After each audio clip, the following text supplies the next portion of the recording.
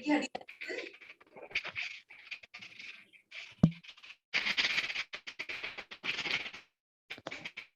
ये हमारे जानु शक्ति विकासक, इससे हमारे घुटनों की शक्ति मजबूत होती है, मांसपेशियां सुदृढ़, सशक्त और लचीली होती हैं।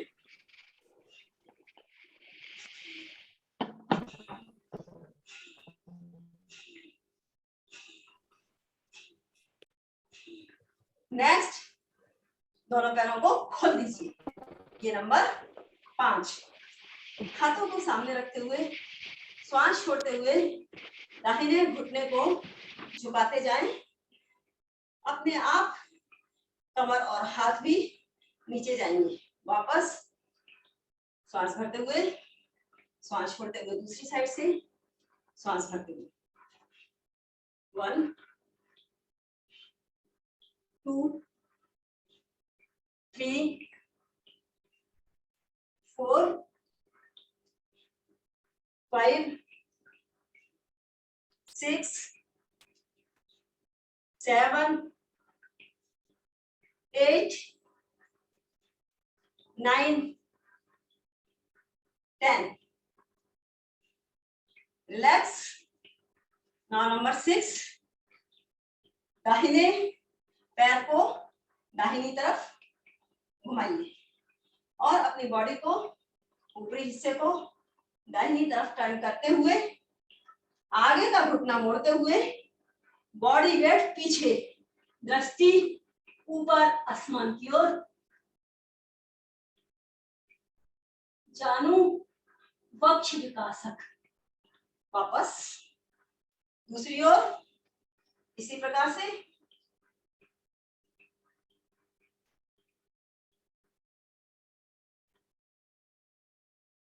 दो,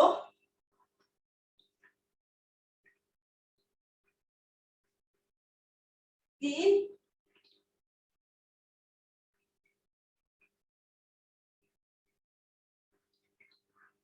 4,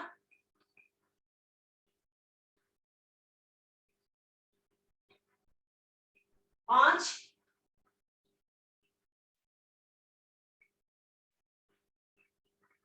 6,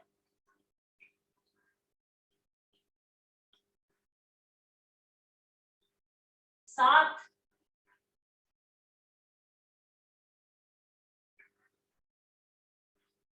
8,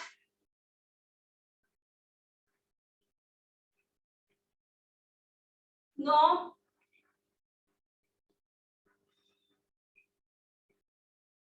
10। और आइए अब नंबर 7, पूर्ण वक्ष विकासक। दोनों हाथों को सामने रखें और श्वास भरते हुए हाथों की साइड से ले जाएं और गर्दन कमर पीछे डालते हुए झुक जाएं। 1, वापस 2, श्वास भरते हुए जाना। 1, श्वास छोड़ते हुए वापस 2। यह प्रोसेस एक एक क्रिया को ठीक प्रकार से देखते जाएं। पूरा चेस्ट, ऑक्सीजन की मात्रा आपके लंग्स में, फेफड़े खुलते हैं, आपकी रिब्स के साथ जुड़ी हुई मसल्स हैं वे स्ट्रेच होती हैं, सशक्त होती हैं, स्पेस मिलता है लंग्स को। एक एक कोशिका में ऑक्सीजन का संचार हो रहा है, कोशिकाएं खुल रही हैं, हमारे लंग्स में मैक्सिमम ऑक्सीजन की कैपेसिटी आ पा रही है। आइए अभी नेक्स्ट, लेफ्ट हैंड को पूरा ऊपर ले जाइए सीधा। ये स्पॉटलाइट कर दीजिए मुझे तो पूरा दिखाई दे।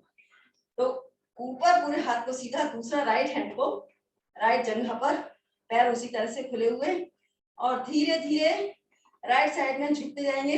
ध्यान रखें आगे नहीं, बिल्कुल साइड की ये खिंचाव आएगा, पूरा मांसपेशियां साइड की खींच रही है। धीरे धीरे धीरे धीरे इस प्रकार से जाएंगे कि दाहिना हाथ आपके पंजे तक और चेस्ट आपका बिल्कुल सीधा, दूसरा हाथ कान से टच। त्रिकोण आसन भी है ये, और जॉगिंग का 8वां पोज भी है। हाथ को घुमाते हुए नीचे, दूसरी साइड से इसी प्रकार से।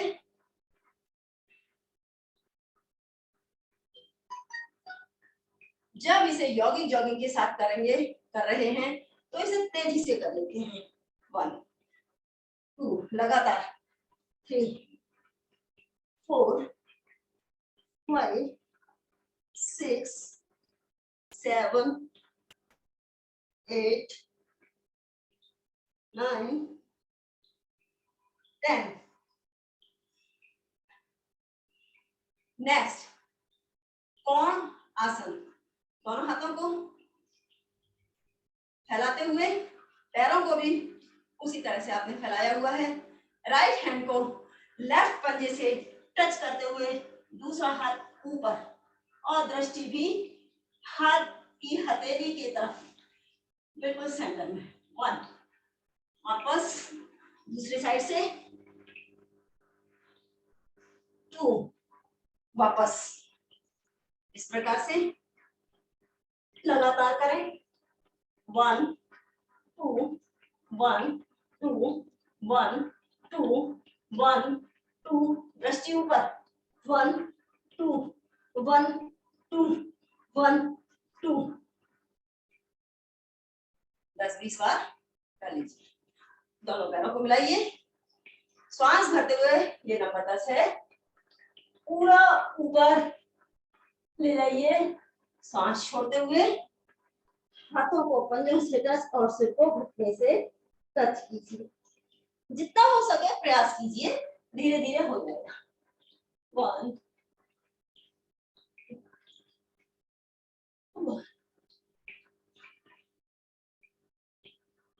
2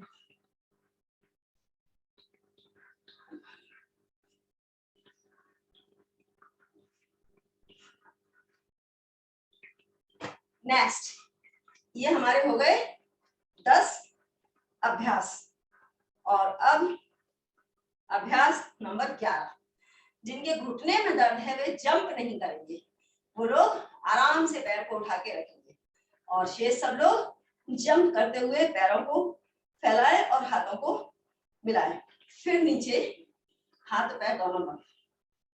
1 2 चलित पादहस्त आसन, पैरों और हाथों का व्यायाम, और दोनों चल रहे हैं तो चलित पादहस्त। इसको तेजी से करें।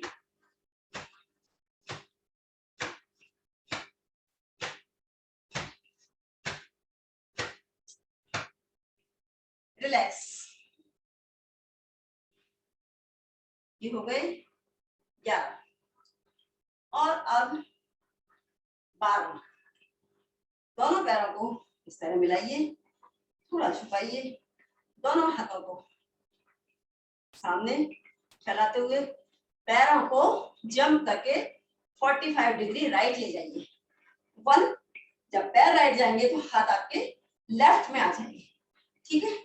1 2 1 2 1 2 1 2 1 1 2। इस प्रकार ये यौगिक नृत्य आपकी कमर, घुटने, पंजे, गर्दन, कंधे, पूरा शरीर ही से सक्रिय ऊर्जावान हो रहा है। पूरा तीव्र तीव्र रक्त का संचार मस्तिष्क से लेकर अंग प्रत्यंग में चल रहा है। देखते रहिए।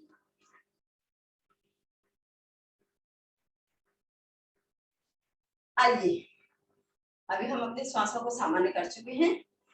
3-4 लंबी गहरी सांसें लेके सांसें सामान्य हो जाती हैं, और आपके अंदर से गर्मी, ऊर्जा, ताजगी, अंदर से आनंद और प्रसन्नता महसूस हो रही है। कहाँ सर्दी है पता नहीं। आइए अब थोड़ा सूर्य नमस्कार भी कर लेते हैं। हमारे यशस्वी प्रधानमंत्री जी ने और मध्य प्रदेश के मुख्यमंत्री जी ने भी ये 75 करोड़ सूर्य नमस्कार आजादी के अमृत महोत्सव वर्ष पर आह्वान किया और सारा देश ही 13 सूर्य नमस्कार प्रतिदिन आहुति देते हुए और 75 करोड़ की संख्या तक हमें पहुंचना है। तो उसी श्रृंखला को हम भी आगे बढ़ाते हुए उसमें सहयोगी बनते हुए इस विश्व कीर्तिमान में अपना योगदान देते हुए सूर्य नमस्कार की ओर बढ़ते हैं। यह संपूर्ण व्यायाम आपको बहुत सारा कुछ इस कोर्स में श्रद्धेय स्वामी आनंद देव जी के द्वारा बहुत सारा मार्गदर्शन मिलेगा। अभी आपको जो सामान्य चीजें हैं प्रतिदिन की वही अभ्यास कराया जा रहा है। तो आइए अपने मैट पर आगे आते हुए और सूर्य नमस्कार का अभ्यास करेंगे। 12 स्टेप हैं सूर्य नमस्कार के, 7 आसन है, 5 आसनों को रिपीट किया गया है। तो प्रथम हम आसनों के नामों के साथ प्रारंभ करेंगे। ये हमारी सूर्य नमस्कार स्थिति है। दोनों पैर पास पास रखें, सिर्फ 2 इंच की दूरी और अपने आप को बिल्कुल सीधा साधा। दोनों हाथों को उठा के जोड़ते हुए हृदय के केंद्र में स्थिति रखते हुए ये नमस्कार आसन। श्वास भरते हुए इन दोनों हाथों को इस प्रकार से मिलाते हुए ऊपर ले जाइए और खोलते हुए पीछे झुकिए, हथेलियां खुली हुई और पीछे कमर और गर्दन झुकाते हुए ऊर्ध्व हस्त आसन। पहला था प्रणामासन, ये ऊर्ध्व हस्त आसन। जितना झुक सकते हैं पीछे झुकने का प्रयास करते हैं। श्वास छोड़ते आगे इसके एक एक लाभ और अन्य चीजें भी बताई गई। श्वास छोड़ते हुए पाद हस्त आसन। हथेलियों को पंजों के पास रखते हुए जितना जिससे संभव हो, एक दिन में नहीं आएगा, धीरे धीरे आएगा, ठीक है। और सिर को घुटने तक स्पर्श करते हुए ये पैर बिल्कुल घुटने खींचे हुए रहेंगे, घुटने नहीं मुड़ेंगे। सिर्फ अपना सिर जितना ले जा सकते हैं उतना ले जाने का प्रयास, हथेलियों को जमीन पर जमाने का प्रयास। ये नंबर 3 स्थिति है पाद हस्त आसन। अब चौथी स्थिति में लेफ्ट पैर को यथासंभव पीछे ले जाइए। ये कमर ऊपर थी, इसको नीचे ले आइए ये, और ऊपर देखिए गर्दन पूरी पीछे फेंकते हुए ये दक्षिण अक्ष संचालन। दाहिने पैर पर हम बैठे हुए हैं, हथेलियां हमारी जमीन पर स्पर्श हैं, जितना आप पीछे देख सकते हैं देखिए, दक्षिण अक्ष संचालन आसन। फिर दाहिने पैर को भी साथ में ले जाइए बाएं पैर के, और पंजा आपका स्पर्श है। अब एड़ियों को भी स्पर्श कर दीजिए और सिर आप अंदर की तरफ करते हुए अपनी नाभि को देखिए। पर्वत आसन, पर्वत के समान आप ऊंचे हो गए हैं। खास बात, जो हथेलियां जहां एक बार लगा दी हैं पूरे समय वहीं पर रहेंगी, सिर्फ ऊपर जाते समय जब पंजे पास में आ जाएंगे तब हटेंगे। देखते जाइए हर चीज को। तो ये है पर्वत आसन।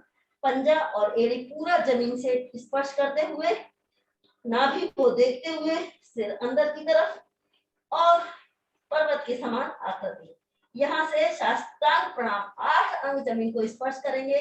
अभी हमारी 2 हथेलियां और 2 पंजा एड़ी जमीन पर हैं और अब घुटने भी जमीन पर हो गए, तो 6 हो गए। और चेस्ट जमीन पर लगाएंगे, बीच में से पेट ऊपर रहेगा, चेस्ट जमीन पर और माथा जमीन पर। ये 8 अंग जमीन पर स्पर्श कर रहे हैं।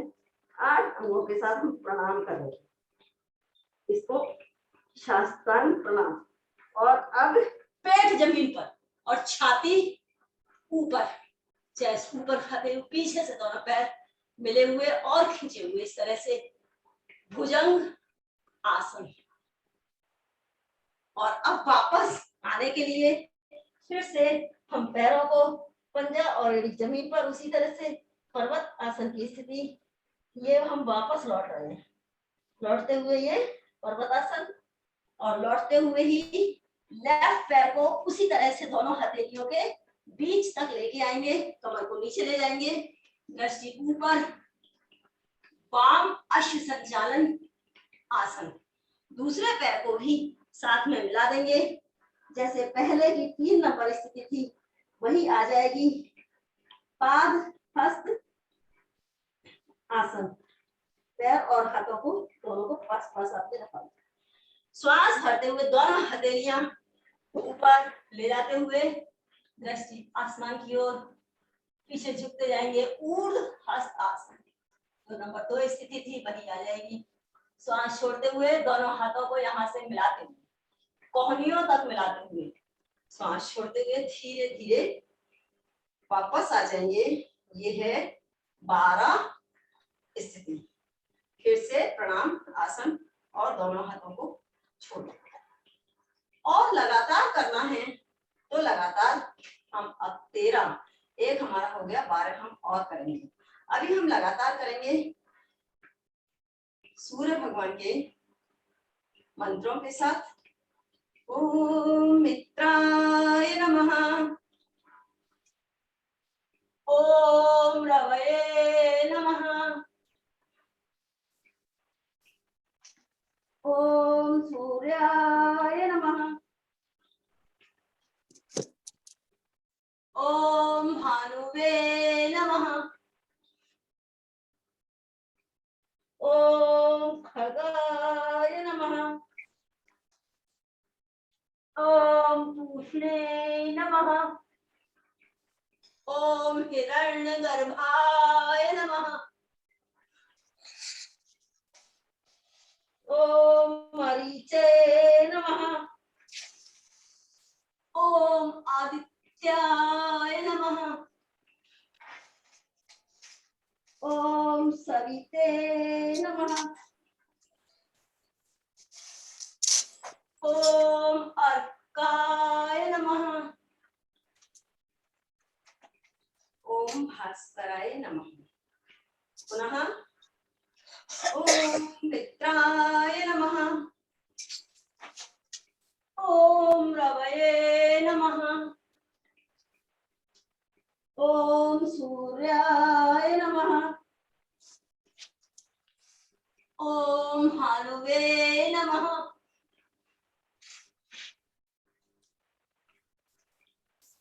ओम खगाय नमः, ओम पूष्णे नमः, ओम हिरण्यगर्भाय नमः, ओम मरीचे नमः, ओम आदित्याय नमः, ओम सविते नमः, ओम अर्काय नमः, ओम भास्कराय नमः।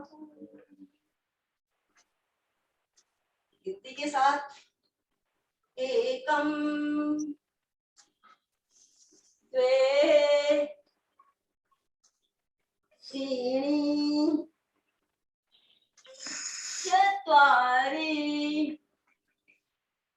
पंच, षट्, सप्त, अष्ट, नव, दश, एकादश,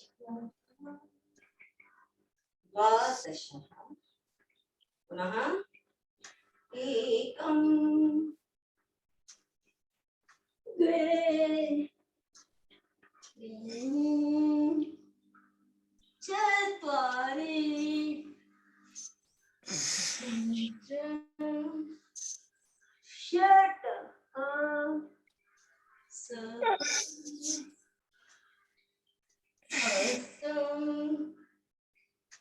नवम दश एकादश द्वादश। श्वासों के साथ सामान्य श्वसन, श्वास भरते हुए पूरक,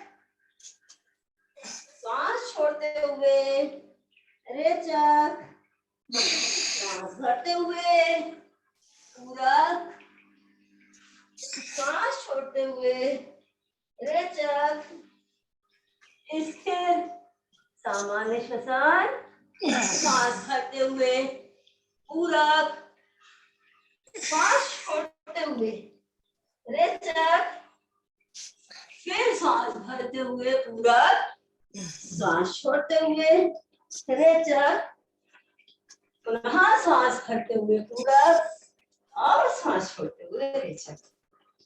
पुनः श्वासों के साथ सामान्य स्थिर श्वसन, पूरक, रेचक, पूरक, रेचक,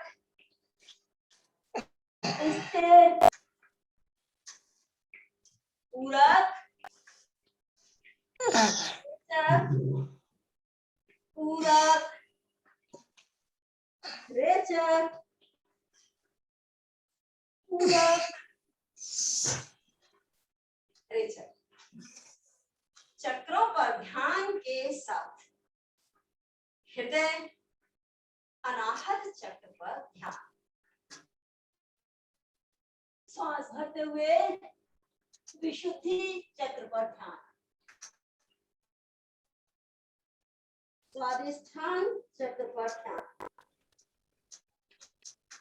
आज्ञा चक्र पर ध्यान। विशुद्धि चक्र पर ध्यान। मणिपुर चक्र पर ध्यान। आज्ञा चक्र पर ध्यान। विशुद्धि चक्र पर ध्यान। आज्ञा चक्र पर ध्यान। स्वादिष्ठान चक्र पर ध्यान। विशुद्धि चक्र पर ध्यान। अनाहत हृदय चक्र पर ध्यान। पुनः चक्रों के साथ हृदय चक्र पर ध्यान। विशुद्धि चक्र पर ध्यान। स्वादिष्ठान चक्र पर ध्यान। आज्ञा चक्र पर ध्यान। विशुद्धि चक्र पर ध्यान। मणिपुर चक्र पर ध्यान। आज्ञा चक्र पर ध्यान। विशुद्धि चक्र पर ध्यान। आज्ञा चक्र पर ध्यान। स्वादिष्ठान चक्र पर ध्यान। विशुद्धि चक्र पर ध्यान। हृदय या अनाहत चक्र पर ध्यान।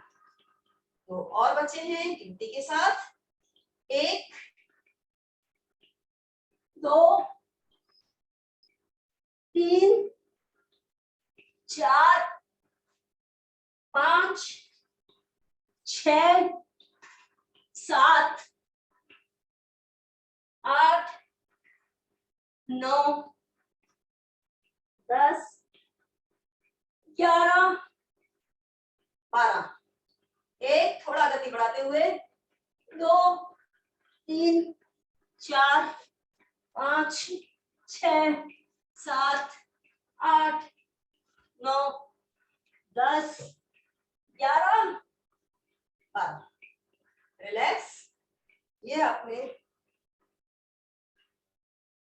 भगवान भास्कर तो 13 सूर्य नमस्कार का आहुति अर्पण की और आजादी के अमृत महोत्सव में अपना योगदान दिया विश्व कीर्तिमान स्थापित करने के अभियान में। तो आइए थोड़ा लंबा लंबा सांस ले लीजिए, सांसों को सामान्य होने दीजिए और अभी हम बैठ के करने वाली क्रियाओं के लिए आगे बढ़ते हैं। आसनों को 4 तरह से बताया जाएगा। खड़े होके किए जाने वाले आसन, बैठ के किए जाने वाले आसन, पेट के बल लेट के किए जाने वाले आसन और पीठ के बल लेट के किए जाने वाले आसन। अभी सर्वप्रथम हम चलते हैं बैठकर किए जाने वाले आसनों की ओर, जो एक सामान्य पैकेज है प्रतिदिन का ही। उसमें 4 आसन बैठ के, 3 आसन खड़े होके, 4 आसन पेट के बल और 4 आसन पीठ के बल। इस तरह से परम पूज्य स्वामी जी महाराज ने जो सामान्य योगाभ्यास का सिस्टम बनाया है, तो सबसे पहले हम स्थिति में आ जाते हैं। ये है हमारी दंडासन स्थिति। पैर सीधे, हाथों को साइड में रखते हुए, बॉडी को 90 डिग्री पर इस तरह से सीधा रखते हुए रिलैक्स। हमारी सांसें सामान्य हो चुकी हैं, रिलैक्स हो गए हैं हम।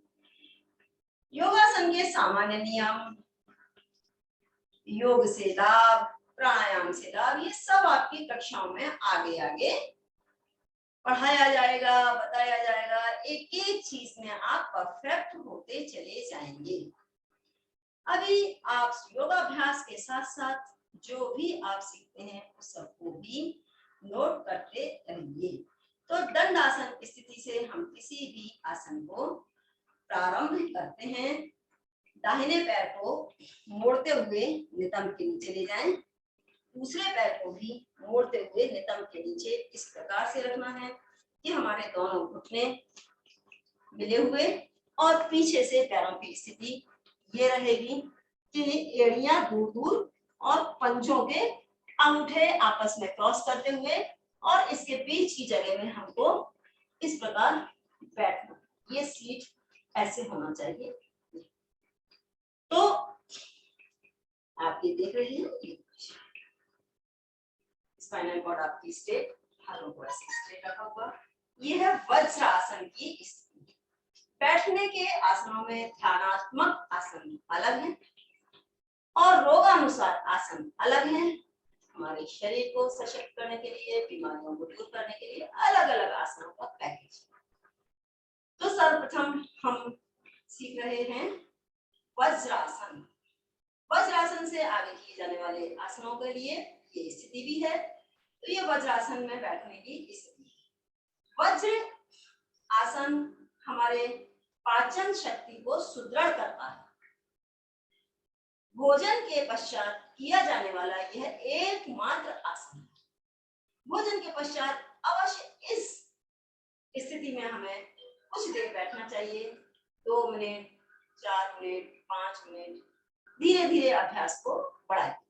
ऐसे बैठने में अक्सर पैरों में यहाँ पर दर्द होता है, खिंचाव आता है, तो बैठना थोड़ा मुश्किल होता है। किसी के घुटने में भी प्रॉब्लम होती है, तो आप नीचे गद्दी इत्यादि लगा सकते हैं और थोड़ा कंफर्टेबल इस पे बैठ सकते हैं। आप योगी हैं तो आपको धीरे धीरे धीरे धीरे अपने शरीर को अभ्यास से आप करते रहेंगे, तो जैसा हम अपने शरीर को ढालेंगे वैसा वो हल्का चला जाएगा।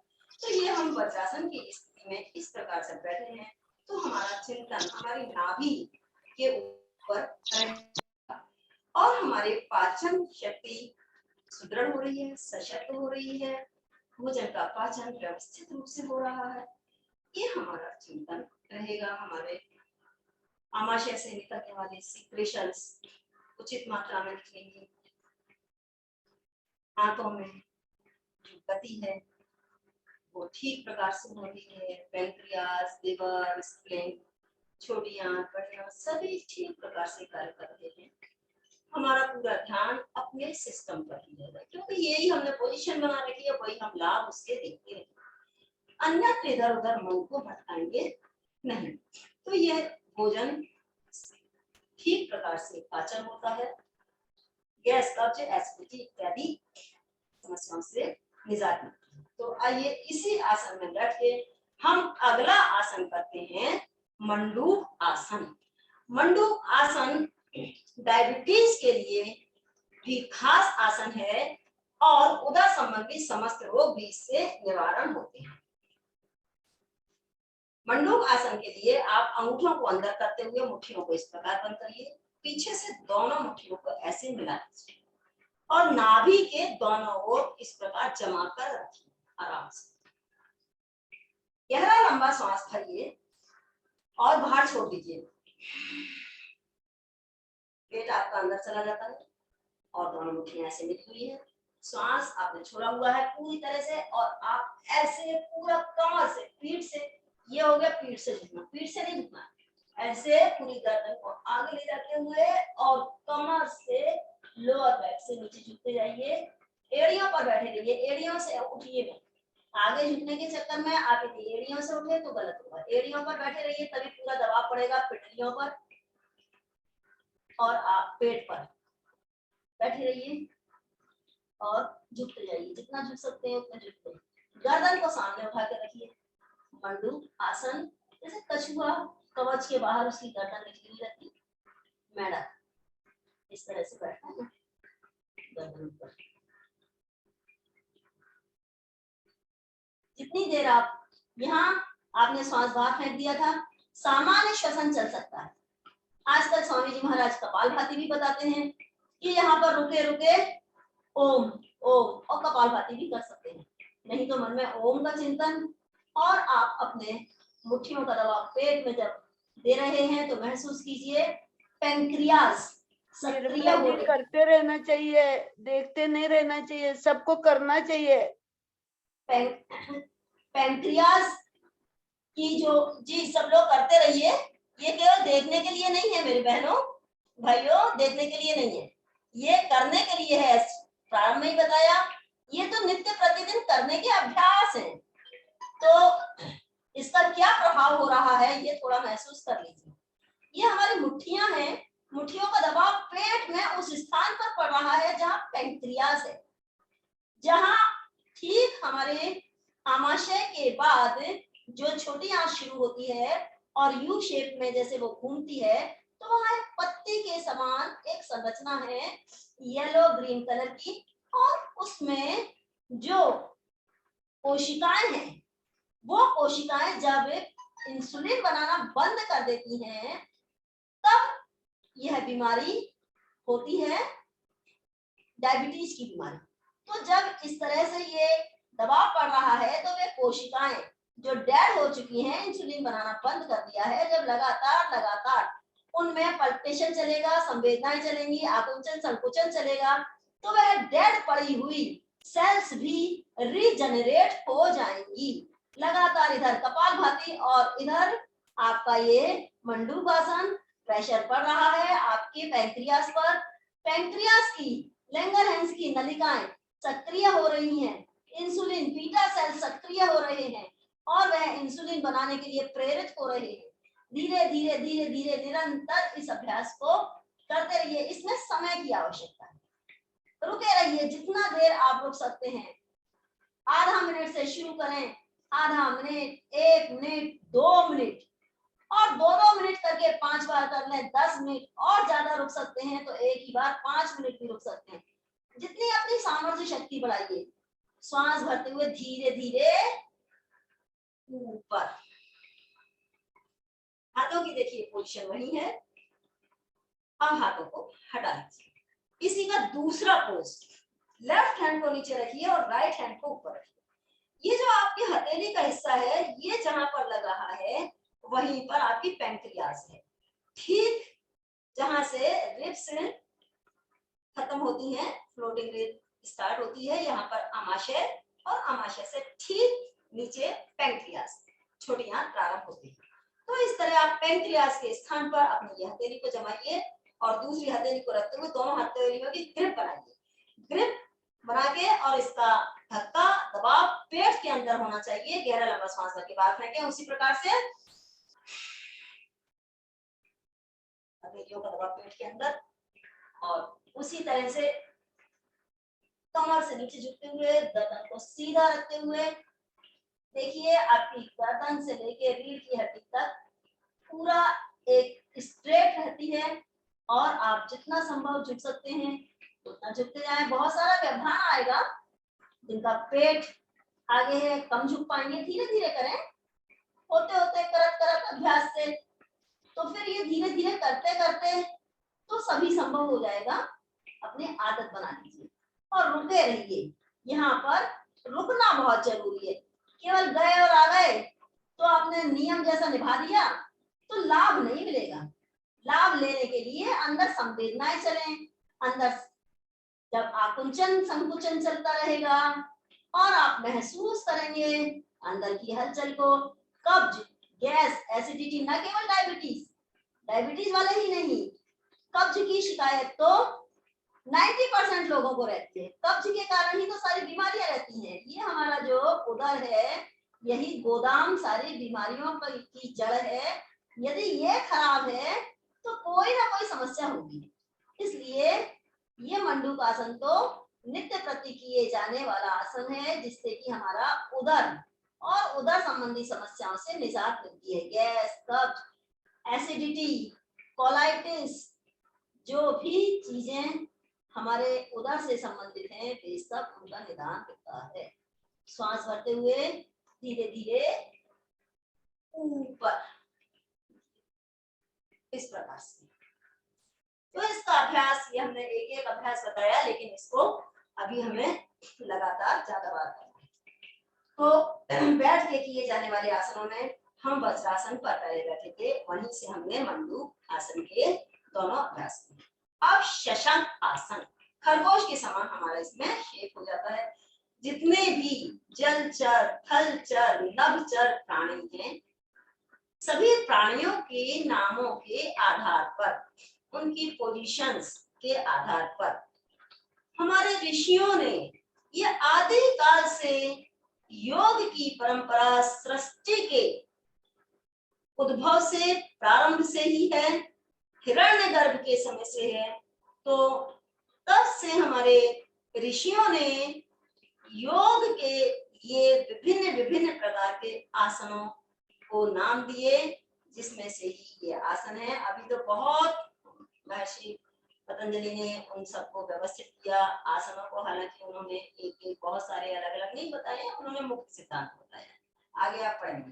तो हम कर रहे हैं अभी शशांक आसन। दोनों हाथों को इस प्रकार यहाँ रखा हुआ है। श्वास भरते हुए दोनों हाथों को ऊपर ले जाइए, ठीक कान से स्पर्श कराते हुए, और पीछे देखिए, पीछे झुकते जाइए, झुकते जाइए। श्वास छोड़ते हुए, ये भी उदर संबंधी आसनों में है। श्वास छोड़ते हुए इस तरह से साथ में आएंगे कि हमारा सिर और कान दोनों साथ में आ रहे हैं।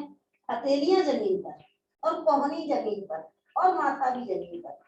इस समय हमारा पेट दब रहा है, पूरी हमारी पैंक्रियाज, आंतें, आमाशय सब पर ही प्रेशर पड़ रहा है। और आराम से बैठे। ये न केवल उदर संबंधी बल्कि इसमें रक्त का संचार मस्तिष्क की ओर हो रहा है। हृदय को पूर्ण विश्राम मिल रहा है, हृदय को कोई काम नहीं करना पड़ रहा, अपने आप रक्त का प्रवाह हो रहा है, हृदय को फोर्स नहीं लगाना पड़ रहा। तो इसमें हृदय को भी विश्राम मिलता है, मस्तिष्क की ओर रक्त का संचार होता है, मस्तिष्क को ऑक्सीजन की मात्रा मैक्सिमम मिलती है। इसलिए सिर दर्द में भी ये आराम पहुंचाता है, हृदय को विश्राम पहुंचाता है। हार्ट हाई बीपी के लिए बड़ा अच्छा आसन है, और वृद्धावस्था में भी ये आसन बड़ा अच्छा है। जब भी थक जाते हैं तो इस आसन में रिलैक्स भी हो जाता है। तो कह रही यथाशक्ति सामर्थ्य रोकने के पश्चात धीरे धीरे श्वास भरते हुए, और श्वास वहां पर रोकना जरूरी नहीं, श्वास चलती रह सकती है। ऊपर आके पार्श्व भागों से, साइड से हाथों को इस तरह से लेके आइए, फिर अपनी पोजीशन पे आ जाइए। ये है शशांक आसन।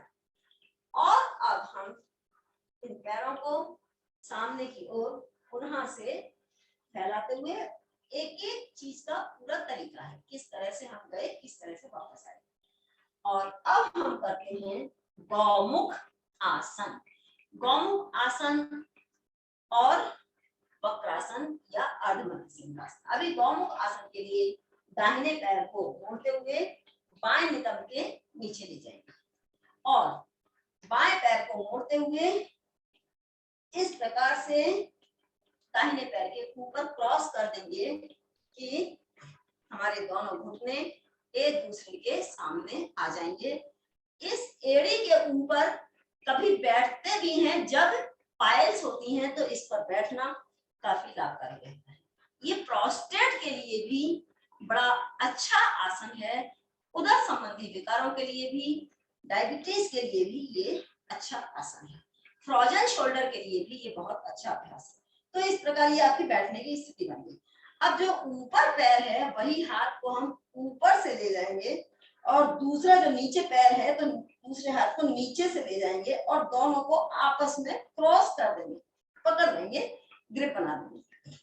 और यदि नहीं भी पकड़ आता है तो पीछे से आप अपना नीचे से ऊपर से जो वस्त्र है तो वो पकड़ के पूरा खिंचाव बनाइए।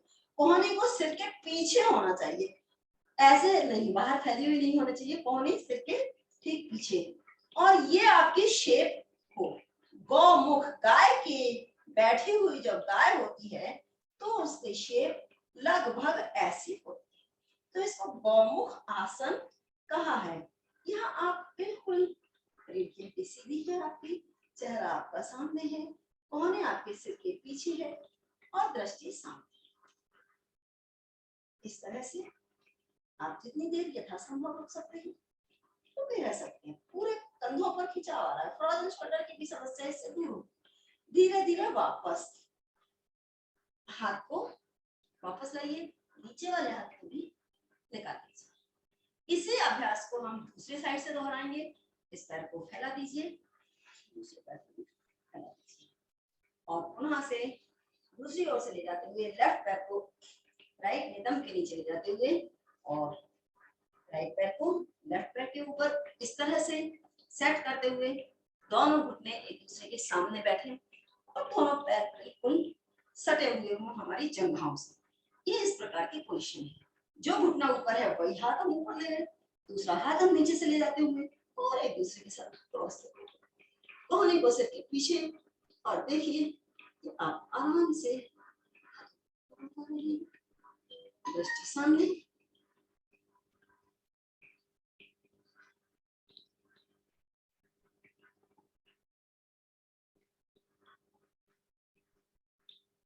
धीरे धीरे वापस मन में ओम ओम का चिंतन।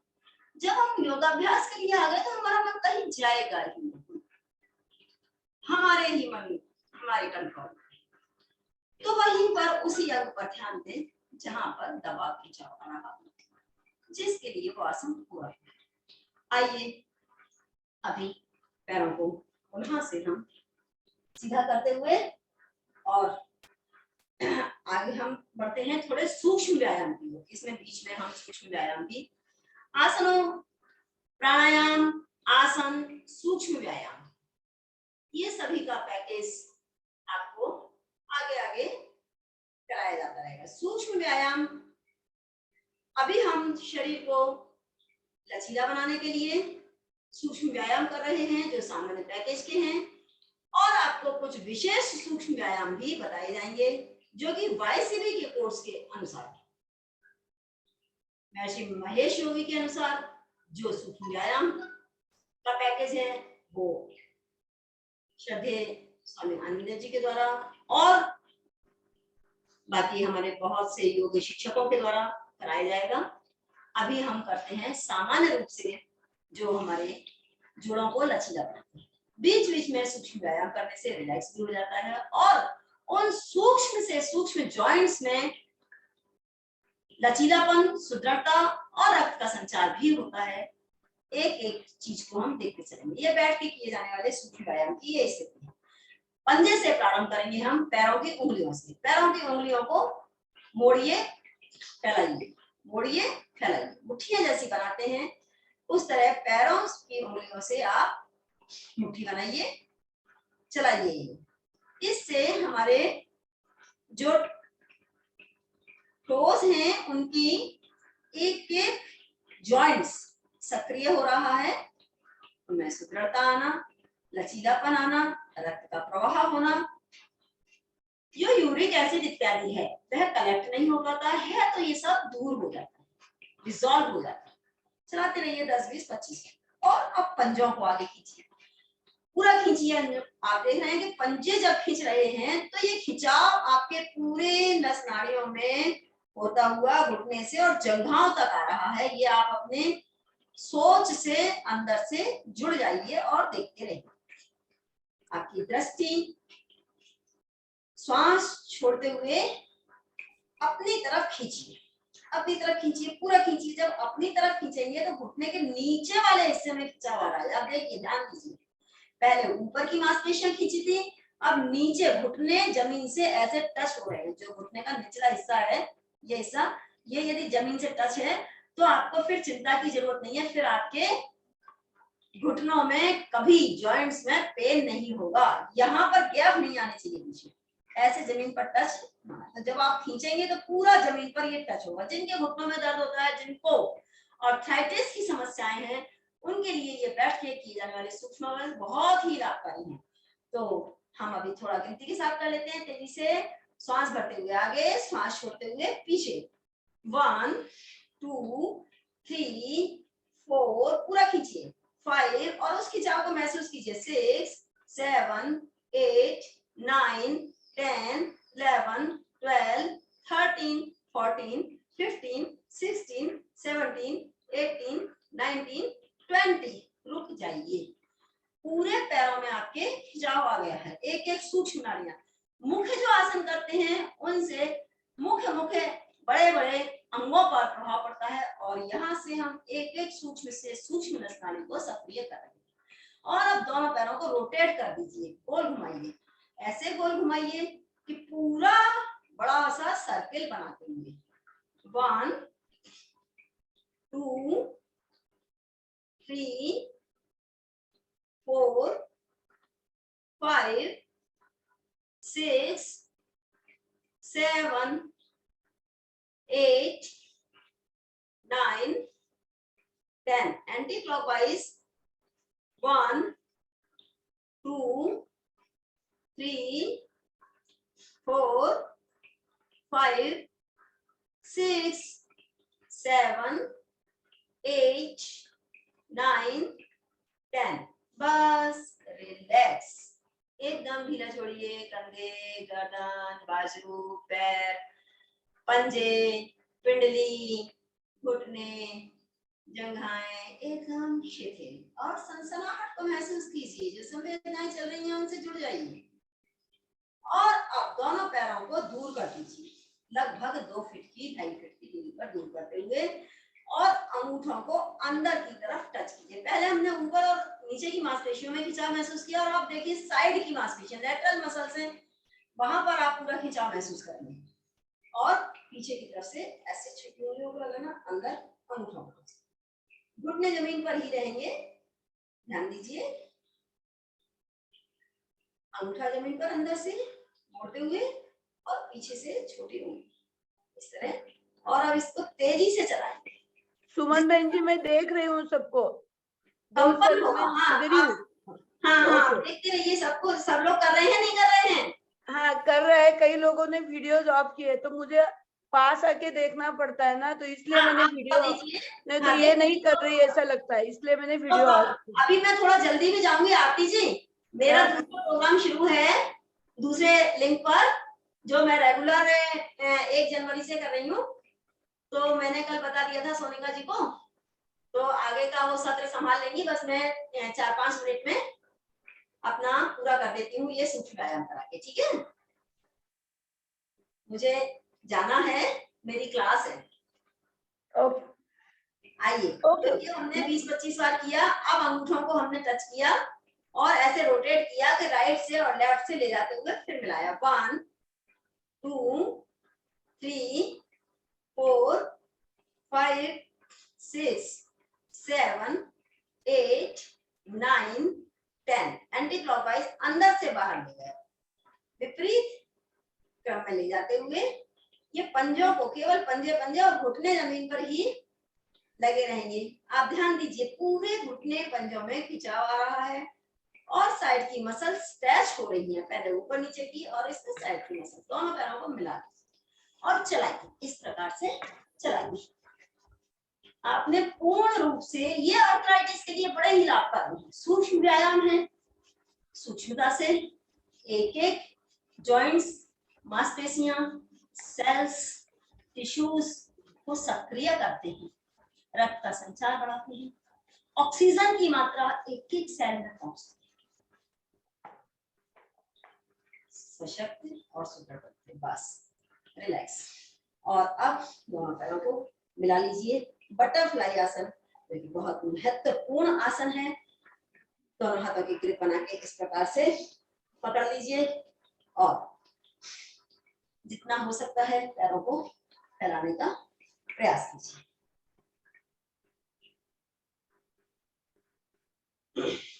चलाइए। बहनों के लिए, बेटियों के लिए, गायनिक समस्याओं के लिए ये बहुत ही उत्तम आसन है।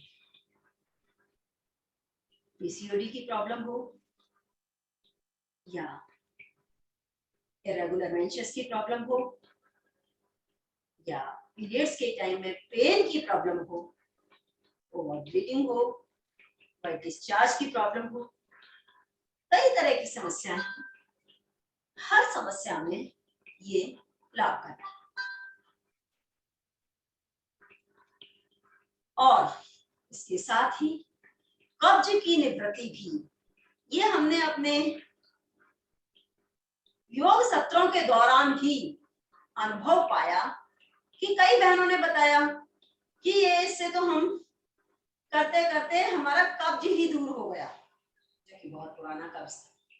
सीधा सीधा सा इससे प्रेशर पड़ता है हमारे लोअर एब्डोमेन, लोअर एब्डोमेन संबंधी समस्त विकार ही इससे दूर होते जाते हैं। इसको बस थोड़ा ज्यादा देर करना है और स्थिर भी रख सकते हैं और चलायमान भी रख सकते हैं। दोनों पैरों को फैला दीजिए और बटरफ्लाई आसन के बाद अभी हम करते हैं चक्की आसन। दोनों पैरों को फैलाते हुए दोनों हाथों की ग्रिप बनाएंगे। यह चक्की आसन सूक्ष्म व्यायाम के साथ भी है और मोटापे को कम करने के लिए भी है। पूरा पीछे तक जाइए, पीछे तक। ये ध्यान रखिए कि हमारी कोहनियां मुड़ना नहीं चाहिए, बिल्कुल सीधा, और पीछे तक जाते हुए सांस छोड़ते हुए आगे, सांस करते हुए पीछे। पूरी कमर को ऊपर ही ऊपर नहीं घूमना है। यदि ऐसे ऐसे घूमते रहेंगे ना, ऐसे हाथों को घुमाएंगे तो कोई फर्क नहीं।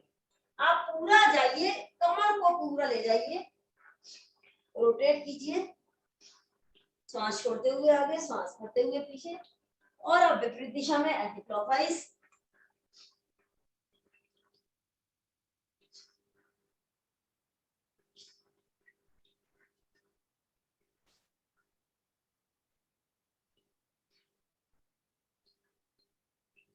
बस रुक जाइए। और इसी में अभी आसन है स्थित कोणासन भी कहते हैं इसको। इससे भी फैट के लिए भी बहुत ही लाभदायक आसन है।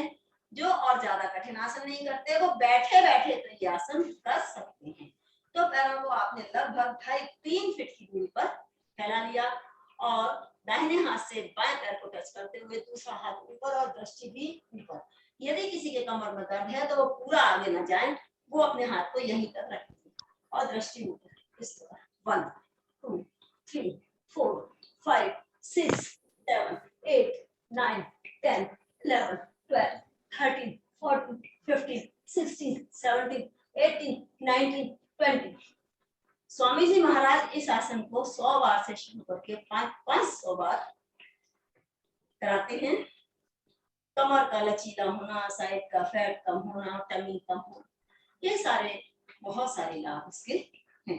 ये हमने सांकेतिक रूप से थोड़ा सा अभ्यास कराया और अभी सभी लोगों का धन्यवाद करते हुए मुझे अगले क्लास में जुड़ना है।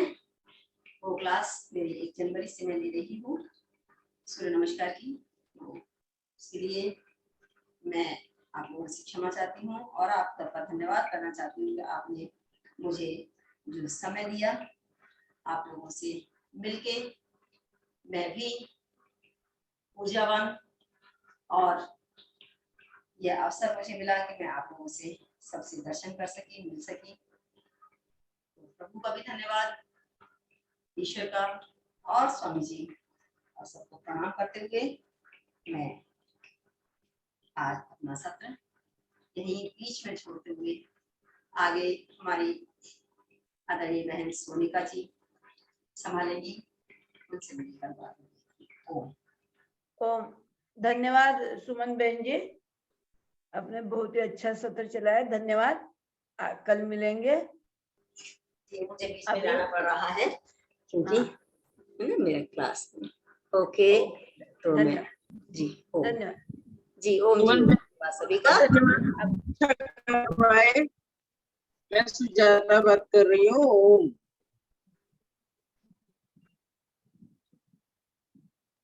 ओम। सुजाता दीदी,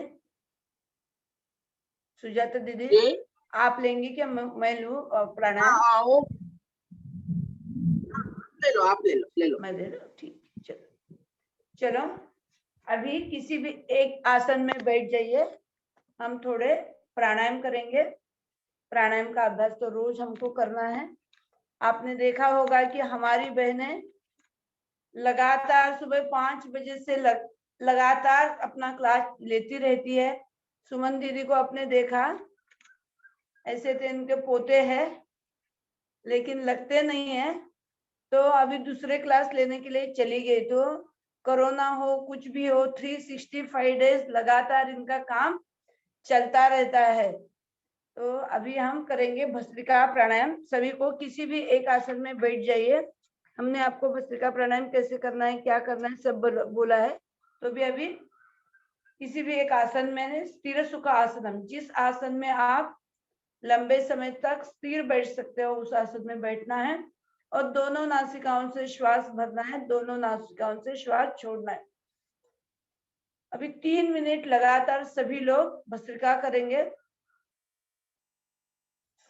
करते रहिए। सामान्य व्यक्ति 2.5 से 3 सेकंड में श्वास भरता है और 2.5 से 3 सेकंड में श्वास छोड़ता है।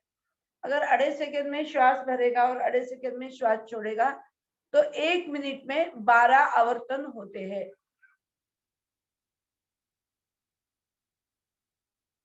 एक बार श्वास लेके एक बार छोड़ना, इसको एक आवर्तन बोला जाता है। तो इसे 12 आवर्तन होते हैं। और इसी प्रकार से अगर आप 5 मिनट करते हो तो 12 आवर्तन हो जाते हैं। इसी प्रकार मिनिमम 5 मिनट से आपको करना है। जब आप श्वासों को अंदर ले रहे हो तो मन ही मन में ओंकार का उच्चार आंखें बंद करके करते रहना चाहिए।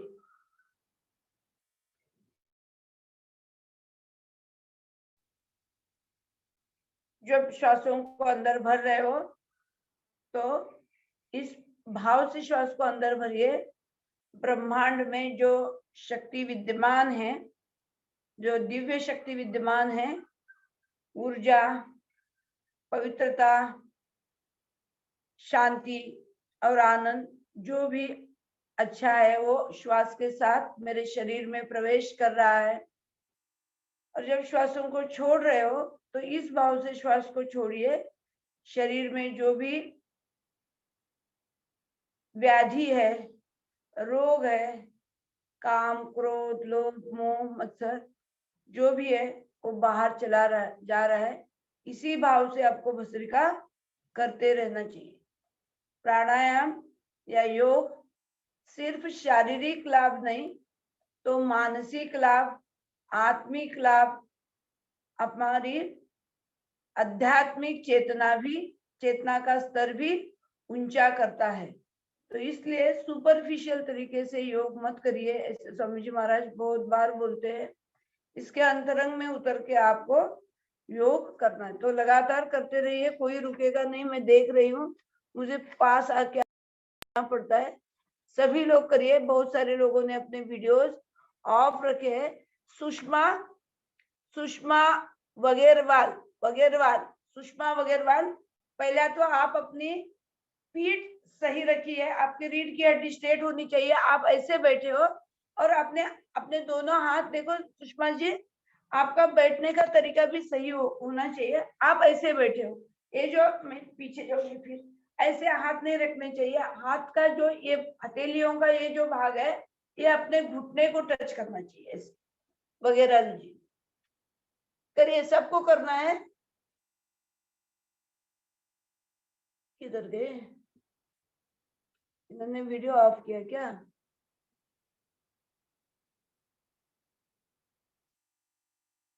तो देखो, जब आपकी ये हथेलियां हैं, ये अपने घुटने पे आनी चाहिए। कई लोग कैसे करते हैं, ऐसे करते हैं, ऐसे नहीं करना है। और ढीले छोड़ के नहीं बैठना है, ऐसे पूरा शरीर अपना स्पाइनल कॉर्ड स्ट्रेट होना चाहिए, ऐसे नहीं बैठना चाहिए। तो इसी प्रकार से आपको भस्त्रिका करते रहना चाहिए, क्योंकि मुझे देखने के लिए फिर मोबाइल को ऑपरेट करने के लिए मोबाइल के पास आना पड़ता है। तो इसी प्रकार से आपको भस्त्रिका करनी चाहिए। भस्त्रिका के लाभ भी हमने आपको बोले थे, तो भी फिर एक बार रिपीट करती हूँ, कई लोग नहीं हैं तो। सर्दी, जुकाम, एलर्जी, श्वास रोग, दमा, पुराना नजला, साइनस, समस्त रेस्पिरेटरी सिस्टम के रोग इससे दूर होते हैं। ऐसे ही थायराइड, त्रिदोष सम होते हैं, यानी पित्त, कफ, वात, इनका अगर कोई इम्बैलेंस है तो वो भी इस प्राणायाम से सम होता है। तो इसको मिनिमम 5 मिनट सभी लोगों को करना चाहिए। और जिनको जितने मैंने भी रोग बोले हैं, एलर्जीज, थायराइड, साइनस, नजला, जुकाम, इनको 15 मिनट से 20 मिनट इसको करना है। अपने अपने शरीर के अनुसार गति का चयन करना है। गति यानी जो कर्नाटक वाले हैं तो उनको थोड़ा सा इंग्लिश शब्द भी बोलना पड़ेगा। तो स्पीड जो है, लो speed, medium speed, high speed, अपने अपने शरीर के अनुसार आपको सिलेक्ट करने चाहिए। चलो अभी दूसरा प्राणायाम करेंगे, कपालभाति।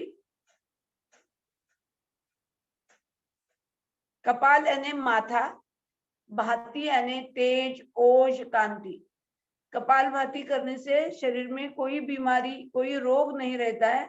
और जब कोई रोग शरीर में नहीं है तो शरीर हमारा चेहरा प्रफुल्लित रहता है, इसलिए इसको कपालभाति कहते हैं। तो सभी को करनी चाहिए। कपालभाति में श्वास नहीं लेना चाहिए, सिर्फ श्वासों को छोड़ते रहना चाहिए। सभी को करना है।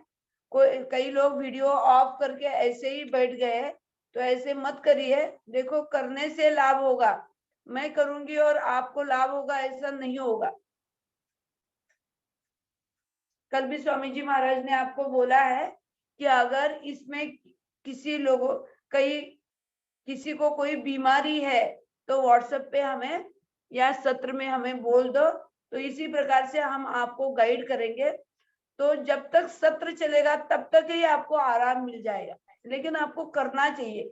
अगर आप वीडियो ऑफ करके बैठेंगे तो इसका लाभ आपको नहीं होगा। कपालभाति करते रहिए।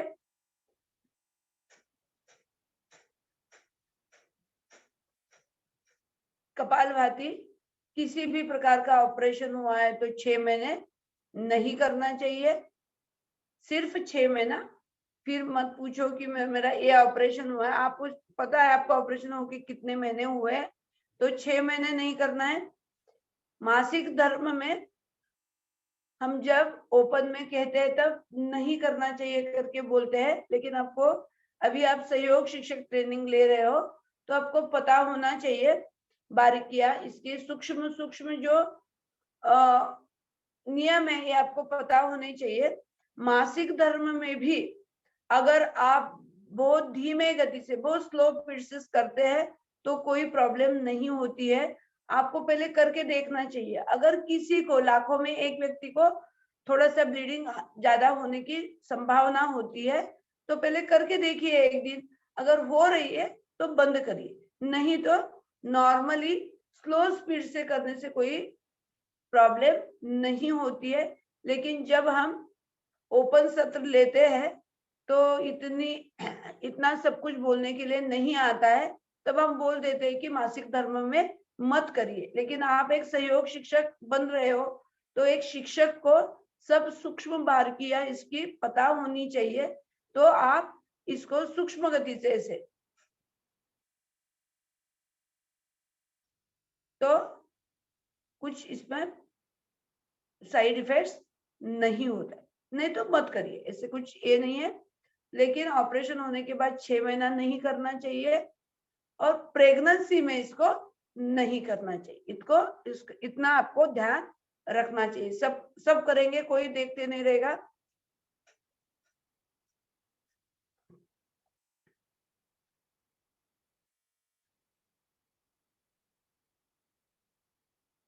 जैसे भस्त्रिका में रेचक और पूरक लेना है, छोड़ना है, लेकिन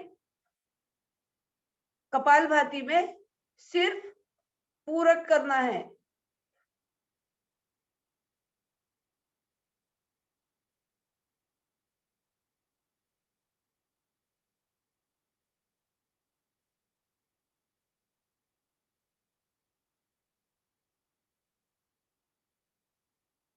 करते रहिए।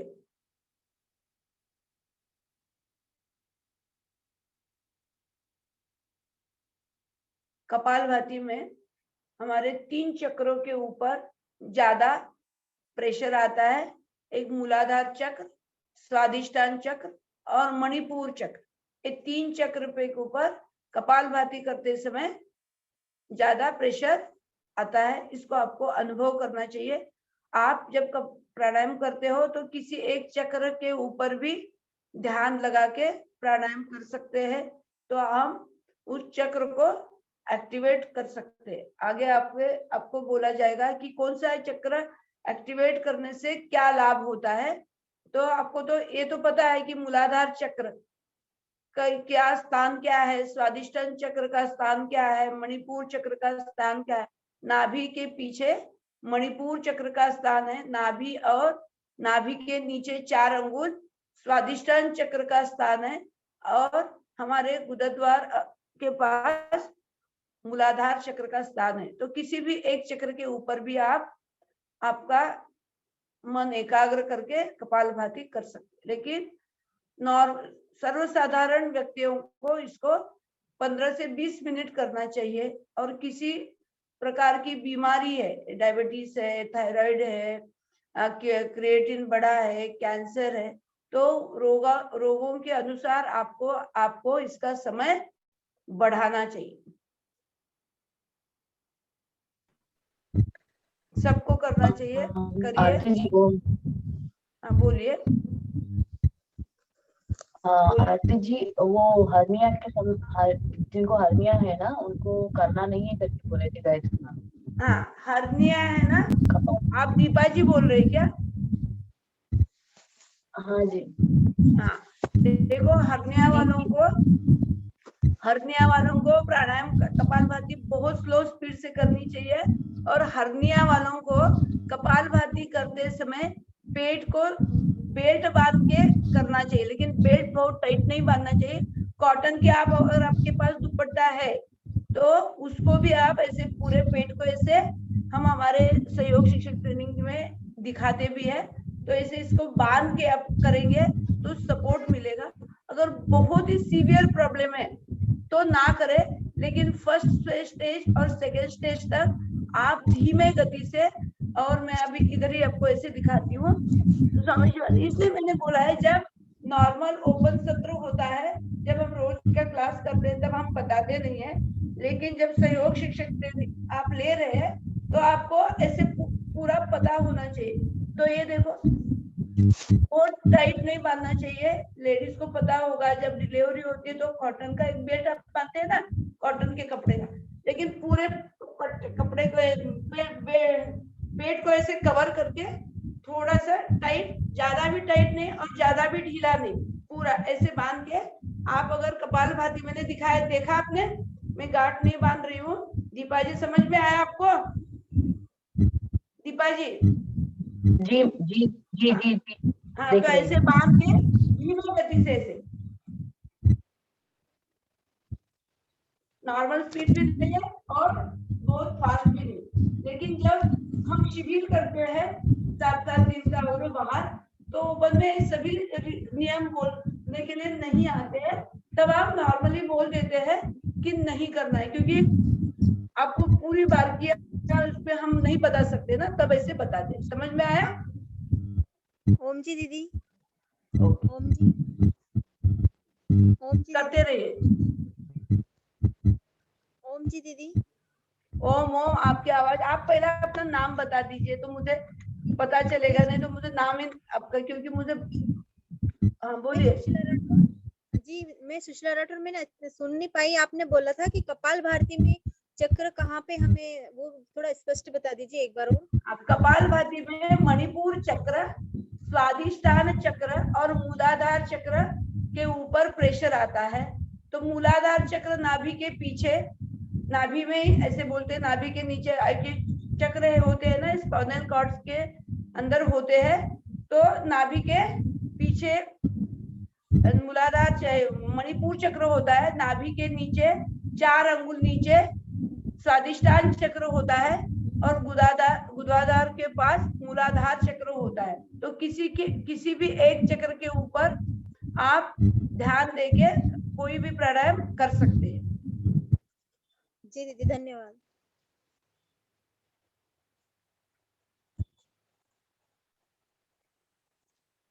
कैंसर, एड्स, हेपेटाइटिस, सफेद दाग, सोराइसिस, मोटापा, इनफर्टिलिटी, सभी रोगों में एक सेंटेंस में अगर हम कह देते हैं तो ऐसे कहते हैं कि सर्दी से लेके कैंसर तक सभी रोगों में कपालभाति बहुत ही लाभकारी है।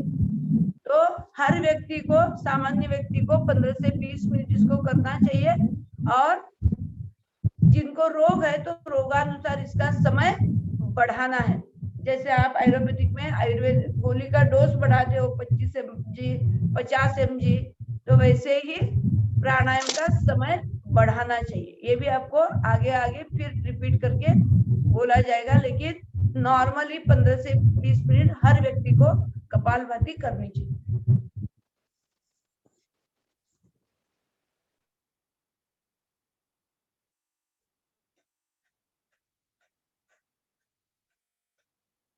आंखें बंद करके प्राणायाम करने से जल्दी इसका लाभ होता है। मैंने बोला है कि आंखें बंद करने से क्या होता है, हम जल्दी एकाग्र हो पाते हैं, और जब हम एकाग्र हो पाते हैं तो कोई भी कार्य जो हम करते हैं उसमें सफलता मिल जाती है। तो जब हम आंखें बंद करके प्राणायाम करते हैं तो हम जल्दी एकाग्र हो पाते हैं, और जो हम कर रहे हैं इसको हम सही तरीके से कर सकते हैं, क्योंकि मन विचलित नहीं होता है। तो जब मन विचलित नहीं होता है तो हम एकाग्र होके उसमें करते हैं, तो इसका लाभ जल्दी होता है। तो करिए, और 3 मिनट सबको करना है।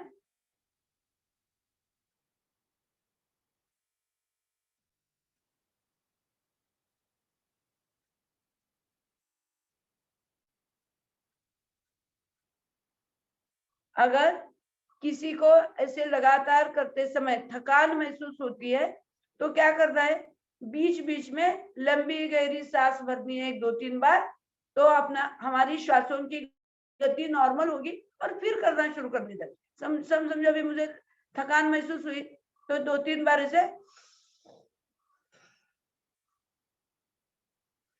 ऐसे 2-3 बार करेंगे तो शरीर फिर पूर्व स्थिति को आ जाएगा, और फिर आप लगातार कर सकेंगे।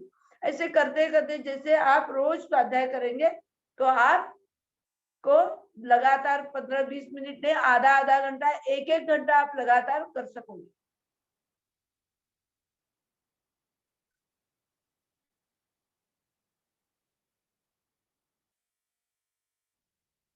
ऐसे लगातार आप आंखें बंद करके एक प्राणायाम करते हो तो मन स्थिर होता है, शांत होता है, और प्रसन्नता ऑटोमेटिक आ जाती है। कई लोगों को सिर्फ निगेटिव विचार आते हैं, नकारात्मक विचार आते हैं, मन में डर सा लगता है, तो इन लोगों को इसको लगातार ऐसे एक स्पीड में, एक लय में करते रहना चाहिए, तो मन स्थिर होता है, मन प्रसन्न होता है, तो निगेटिविटी चली जाती है। तो इसलिए आपको ऐसे लगातार करते रहना चाहिए।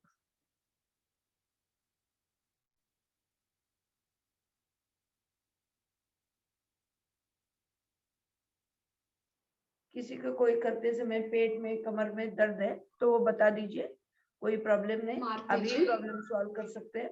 अभी हम तीसरा प्राणायाम करेंगे, बाह्य प्राणायाम। अभी तीसरा प्राणायाम क्या करेंगे? बाह्य प्राणायाम। ओम आरती बाह्य जी। प्राणायाम में ओम दीदी, क्या जया धगत जी क्या वो पूछना चाहती हो? मुझे है ना कमर में दर्द भी है, घुटने में भी है, और मेरे को शुगर है। क्या बोला? मुझे शुगर है हाँ और मुझे को कमर में और घुटने में दर्द रहता है, इसलिए मैं थोड़ा सा कुछ सीधे होके नहीं करती हूँ, झुकने के लिए मेरे को बहुत ज्यादा नहीं करती हूँ मैं वो काम। देखो, आपको कमर में दर्द है, आपको घुटने में दर्द है, आपको डायबिटीज भी है, तो जी। आपको कपालभाति तो करनी ही करनी चाहिए। कितनी ज्यादा करेंगे, जो हम बोल रहे हैं ना इतने समय करना है, तो उससे भी ज्यादा करेंगे आपको लाभ होगा। लेकिन आपको अगर बैठ के करने के लिए थोड़ी दिक्कत हो रही है, क्योंकि कमर में दर्द है तो नहीं है, बैठने के लिए कोई प्रॉब्लम नहीं है। नहीं। हाँ, लेकिन आपको मीडियम स्पीड से या स्लो स्पीड से लगातार करते रहना चाहिए। अगर बीच बीच में थकान महसूस होती है तो आपको क्या करना है, एक लंबी गहरी सांस 2-4 बार भरनी चाहिए और करते रहना चाहिए। और जी। जितना ज्यादा आप कपालभाति, अनुलोम विलोम ये 2 प्राणायाम करोगे ना, तो आपका घुटने का दर्द, कमर का दर्द और डायबिटीज तीनों ठीक हो गए। सिर्फ आपको क्या सावधानता है जया जी, आपकी कमर दर्द है तो आपको आगे झुकने वाले व्यायाम नहीं करने चाहिए। दूसरी चीज है, आपको घुटने का भी दर्द है तो आपको जंप मारने वाले, जो पांव के ऊपर प्रेशर आता है, वो भी आसन ज्यादा नहीं करनी चाहिए। आपको जी। ज्यादा क्या करना चाहिए? आपको ज्यादा कमर के ऊपर जो मर्कटासन है, शलभासन है, भुजंगासन है, इसको आपको लेट के जो आसन है वो ज्यादा करने चाहिए। और घुटने के लिए बैठ के जो हम पाव के व्यायाम करते हैं, सूक्ष्म व्यायाम, देखो कई लोगों का शरीर आसन करने के लिए इतना सक्षम नहीं होता है। अब सभी लोग बाह्य प्राणायाम बाद में करेंगे, तब तक सूक्ष्म व्यायाम करेंगे, क्योंकि जया जी का प्रॉब्लम भी हम बात करते करते दोनों हो जाएगा। अभी मैडम ने करवाया था ये सूक्ष्म व्यायाम, ये अपन कर चुके हैं। आप अभी प्राणायाम रखिए, कंटिन्यू तो करिए। ठीक है, तो बाह्य प्राणायाम करेंगे 3 बार, तो आपको सूक्ष्म व्यायाम 50 से बार से लेके 100 बार तक करना चाहिए। ठीक है, तो ऐसे आपको करना चाहिए। ठीक है, चलो अभी करेंगे बाह्य प्राणायाम। बाह्य प्राणायाम में दोनों नासिकाओं से श्वासों को भरना है और दोनों नासिकाओं से श्वासों को बाहर छोड़ के श्वास को बाहर ही रोकना है। और जैसे ही हमने श्वास को बाहर डाला तो हमको तीनों बंद लगाने चाहिए। अपने थोड़ी को, कंठकूप को लगाना चाहिए, जालंधर बंद, पेट को अंदर खींचना है, उड़ियान बंद और एनएस यानी गुदद्वार को ऊपर खींचना है। इसको बोलते हैं मूल बंद। तो सभी करेंगे और जितना रोक पाते हैं उतना ही रोकना है। अगर दूसरा व्यक्ति ज्यादा रोक रहा है तो मुझे रोकना है, ऐसे नहीं, अपने शरीर के अनुसार आपको करना चाहिए। चलो करेंगे।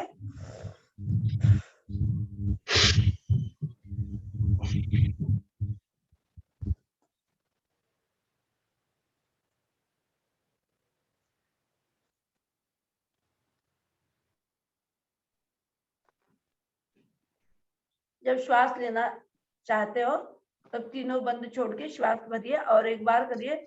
इस प्राणायाम को प्रेगनेंसी में नहीं करना है, एमसी पीरियड में, मासिक धर्म में भी नहीं करना है, और किसी भी प्रकार का ऑपरेशन हुआ है तो 6 महीने इस प्राणायाम को करना ही नहीं चाहिए, ये ध्यान में रखिए। ठीक है, और जिनको सीवियर बीपी और हार्ट का प्रॉब्लम है, जिनका बीपी 180 के ऊपर चला जाता है, उनको भी ज्यादा देर तक इसको रोकना नहीं चाहिए, इतना ही ध्यान रखें। चलो करिए, और 2 बार करेंगे। ओम जी दीदी। हाँ बोलिए। जी दीदी, हाँ जैसे मेरी मम्मी है, उनको जैसे कपाल भारती कर सकते हैं क्या? उनको पथरी है गोल्ड ब्लैडर में, तो कितना टाइम, कितनी देखो, जिनको किसी भी प्रकार की गाल ब्लैडर में पथरी हो, पथरी यानी कर्नाटक के लोगों को बोलती है स्टोन, पथरी यानी गाल ब्लैडर में स्टोन हो, या इसमें किडनी स्टोन हो, किडनी में स्टोन हो, और किसी भी प्रकार की गांठ यानी सिस्ट हो, तो कपालभाति ज्यादा करनी चाहिए।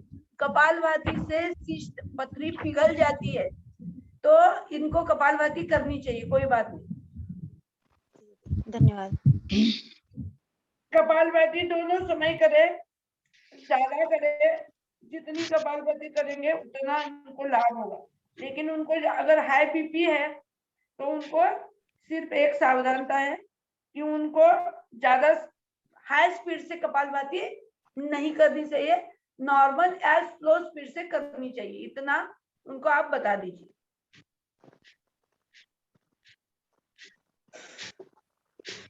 ओम दीदी, आरती दीदी, ओम। तो जब बाह्य प्राणायाम करती हो ना, तब आप बोलते रहिए, मुझे सुनाई देता है, तो मैं जब तक बंद नहीं छोड़ती हूँ ना, तब तक मुझे बात करने के लिए नहीं होता है, इसलिए मैंने बोलिए भाई, आप सभी लोग 2 बार और करिए। बोलिए, अपना नाम बताइए। मैं औरंगाबाद से। हाँ, कपालभाति करते टाइम कभी कभी बैक पेन होता है। मैंने अभी मेरे सत्र में बोला था। भंडारी जी, आप उत्तर कर्नाटक से ही जुड़िए ना, मेरे ही क्लास से जुड़िए ना।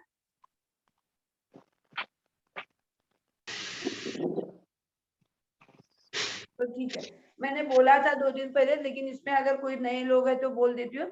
कई लोगों को नए कपालभाति करते समय पेट, लोअर एब्डोमेन में या लोअर बैक में पेन होती है। क्यों होती है? एक तो पहला जान लीजिए, आप अपना शरीर बहुत टाइट रखते हो और पेट खींचने की, जब आप कपालभाति करते हो तो पेट खींचने की ज्यादा कोशिश करते हो, तो इसको ऐसे नहीं करना चाहिए। सिर्फ श्वास को थोड़ा सा प्रेशर से बाहर छोड़ना चाहिए और शरीर पूरा ढीला छोड़ना चाहिए। पेट ऑटोमेटिक अंदर जाना चाहिए। पेट ऐसे ऑटोमेटिक जाना चाहिए, तो इसके लिए मैं एक उदाहरण भी अपने को दिया था। जब आप चबाते हो, कोई चीज खाते हो, तो आप ऐसे ऐसे करते हो तो किधर किधर हिलता है, आपको मैंने दिखाया था, तो इधर भी हिलता है।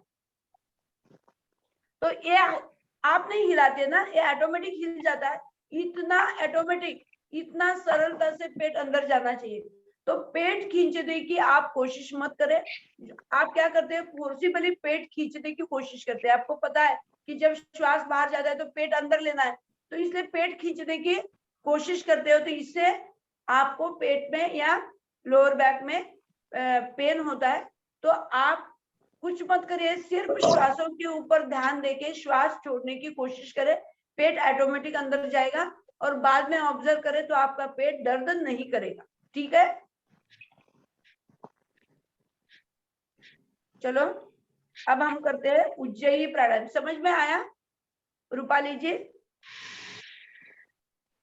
हाँ मैम। हाँ, ठीक है। तो चलो हम अब अग्निसार क्रिया करते हैं। ये प्राणायाम नहीं है, अग्निसार क्रिया है। अग्निसार करते हैं, श्वास अंदर भरना है और पूरा श्वास बाहर फेंक के पेट को अंदर बाहर हिलाना है। सभी करेंगे।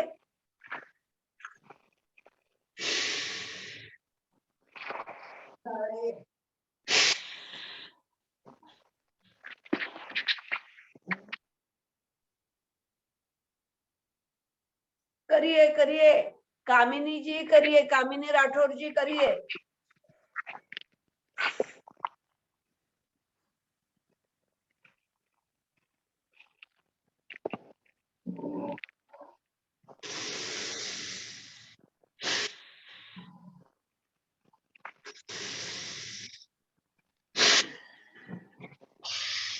पेट ऐसे 50-50, 100-100 बार अंदर बाहर होना चाहिए। धीरे धीरे होता जाएगा। जितना श्वास आप बाहर रोकेंगे, इतना ही पेट अंदर बाहर हिलेगा। तो जो बाह्य प्राणायाम में लाभ होता है, वही लाभ अग्निसार क्रिया में भी होता है, लेकिन ये प्राणायाम नहीं है, ये आपको याद रखना चाहिए। जया जी, जैसे ही आप बात करते हो तो इमीडिएटली आपको म्यूट होना चाहिए। महेश पटेल जी अनम्यूट है, प्रमोद महेश्वरी जी अनम्यूट है, ऐसे मत करिए। जिनको बात करनी है वही अनम्यूट हो जाइए। इससे क्या होता है, इको होता है। अभी मैं सबको म्यूट कर रही हूँ, ठीक है, मैंने किया सबको म्यूट, ठीक है। तो अभी हम करेंगे उज्जयी, 5 बार उज्जयी करेंगे। अगर किसी को नहीं आता है वो मुझे बोल दीजिए, हाथ ऊपर कीजिए, आप बोल दीजिए, बाकी के सभी 5 बार उज्जयी करेंगे। चलो,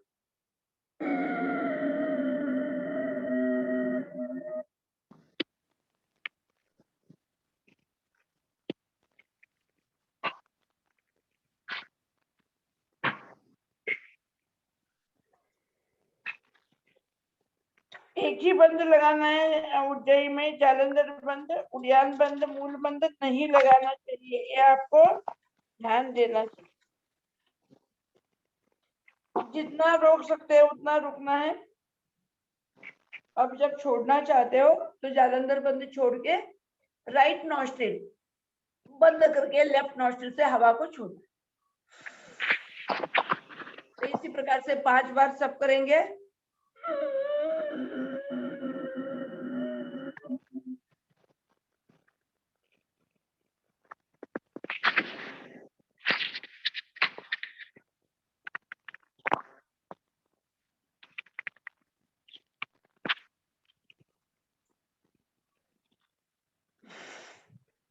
उज्जयी सभी को करना है, सभी करे, कोई नहीं रुकेगा।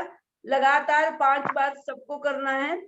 जिनको बहुत पुरानी सर्दी है, खांसी है, जुकाम है, थायराइड है, स्नोरिंग, रात को लोग जब सोते हैं ना, तो कई कितने लोग क्या बोलते हैं उसको, इंग्लिश में तो स्नोरिंग बोलते हैं, कन्नड़ में घोर के ओडितरी अंतिरी।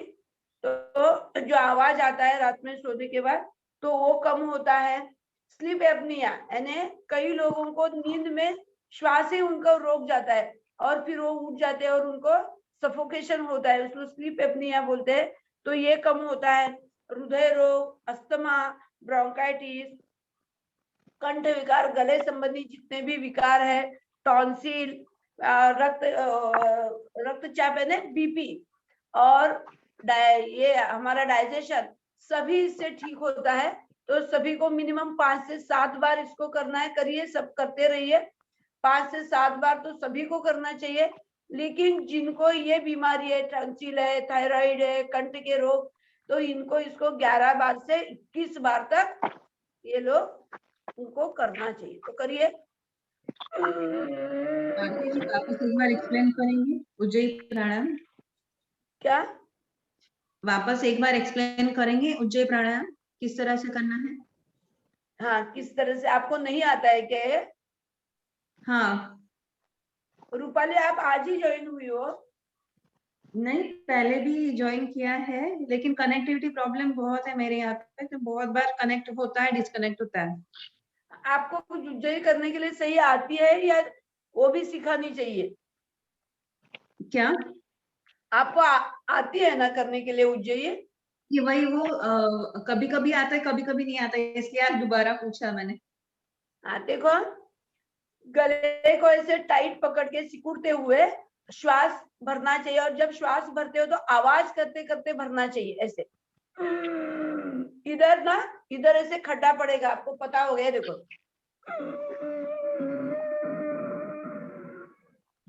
अभी ये करने के लिए एक सिंपल सा तरीका है। थोड़ा सा ऐसे मुंह खोल दो, ऐसे ऐसे थोड़ा सा, और 3 बार करके देखिए ऐसे। यही क्रिया मुंह बंद करके भी करके देखिए। रूपाली जी, हाँ जी, आया? हाँ हाँ, अभी अपने शॉर्ट पीरियड के लिए किया ऐसे। यही लंबे समय तक करना है, जितनी आपकी क्षमता है उतना करिए। देखो,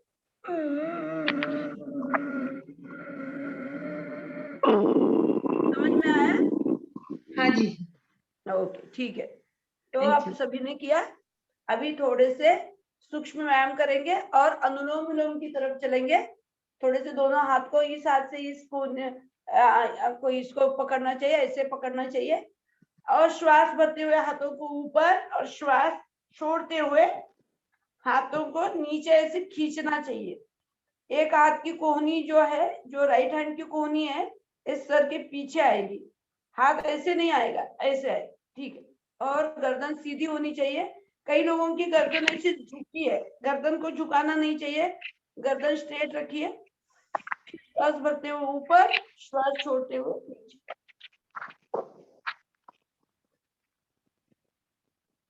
ये जो सूक्ष्म व्यायाम है ना, इसको बीच बीच में करते रहिए, तो क्या होगा, शरीर लचीला होगा। सूक्ष्म व्यायाम दिखने के लिए बहुत सरल दिखते हैं, लेकिन शरीर पे बहुत इसका असर होता है।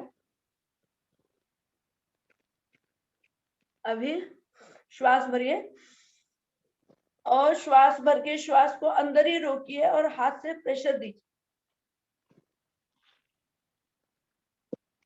छोड़ दीजिए श्वास, हाथ को भी ढीला छोड़ दीजिए। जब श्वास बाहर छोड़ते हैं तो हाथ को भी ढीला छोड़िए। फिर एक बार करिए, दो बार करेंगे। जितना प्रेशर दे सकते हैं उतना दीजिए। श्वास तो आपने अंदर रोका है, तो अंदर ऐसे कंपन सा महसूस होना चाहिए, छोड़ दीजिए। वही क्रिया इस साइड से भी करेंगे।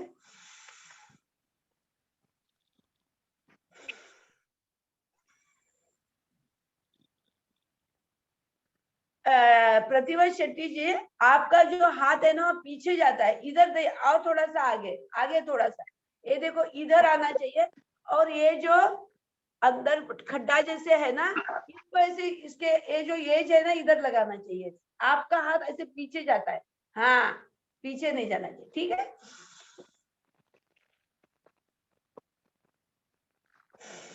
वही क्रिया, दोनों हाथों को लॉक करके पीछे के बाजू में रखिए। श्वास भरिए, श्वास अंदर ही रोकते हुए, अंदर रोक के हाथ का प्रेशर देना चाहिए, ठीक है।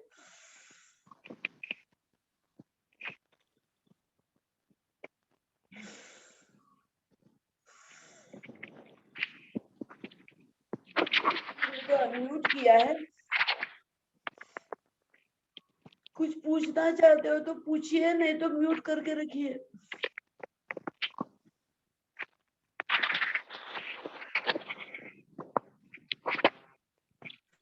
देखो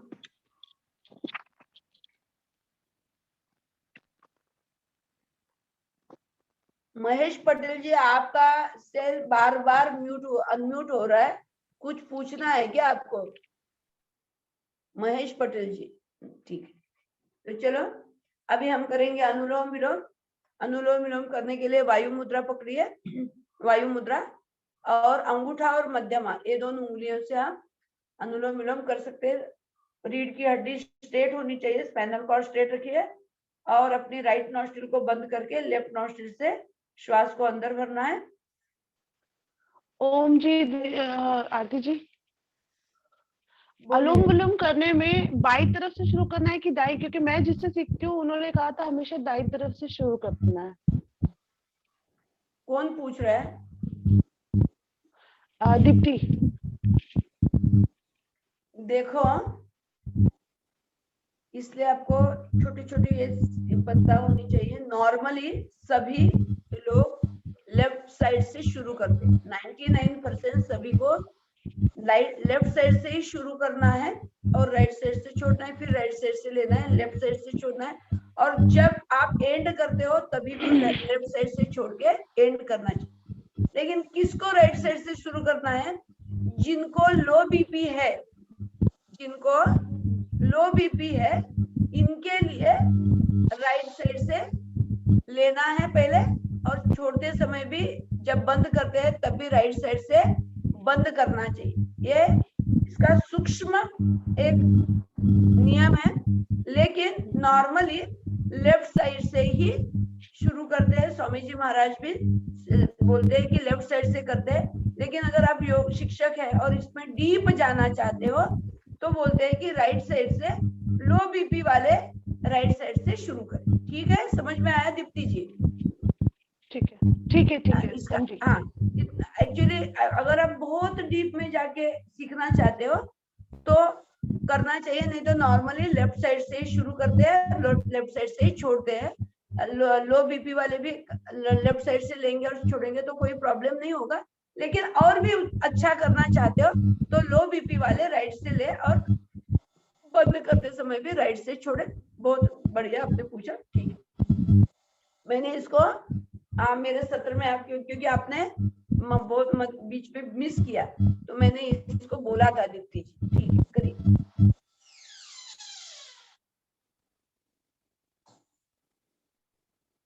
श्वास लेते समय भी गहरा श्वास, लंबी गहरी श्वास अंदर भरनी है, और जब श्वास छोड़ते हैं तब भी लंबी गहरी सांस बाहर छोड़नी चाहिए। कोई भी थोड़ा भी वायु अंदर नहीं रखना चाहिए। छोड़ते समय बहुत धीमे गति से श्वास को छोड़ना चाहिए।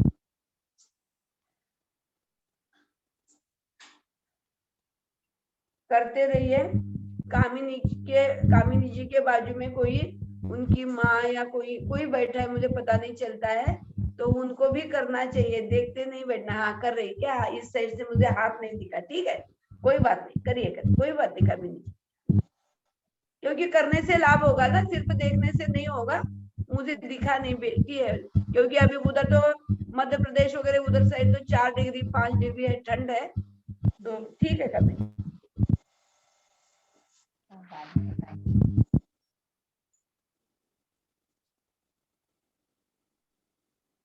करते रहिए।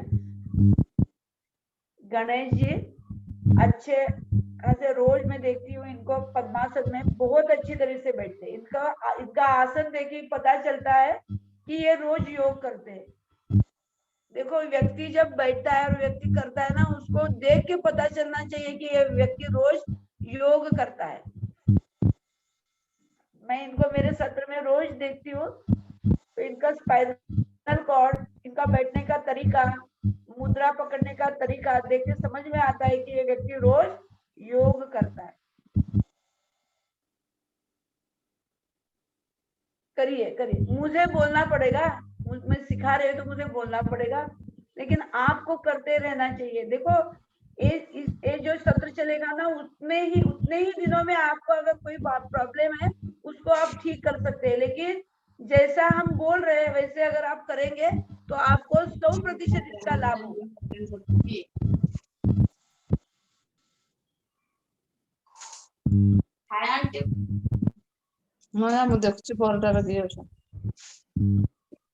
मधुस्मिता जी आपने अनम्यूट किया है, सहाना जी आपने भी अनम्यूट किया है, ऐसे मत करिए बीच बीच में।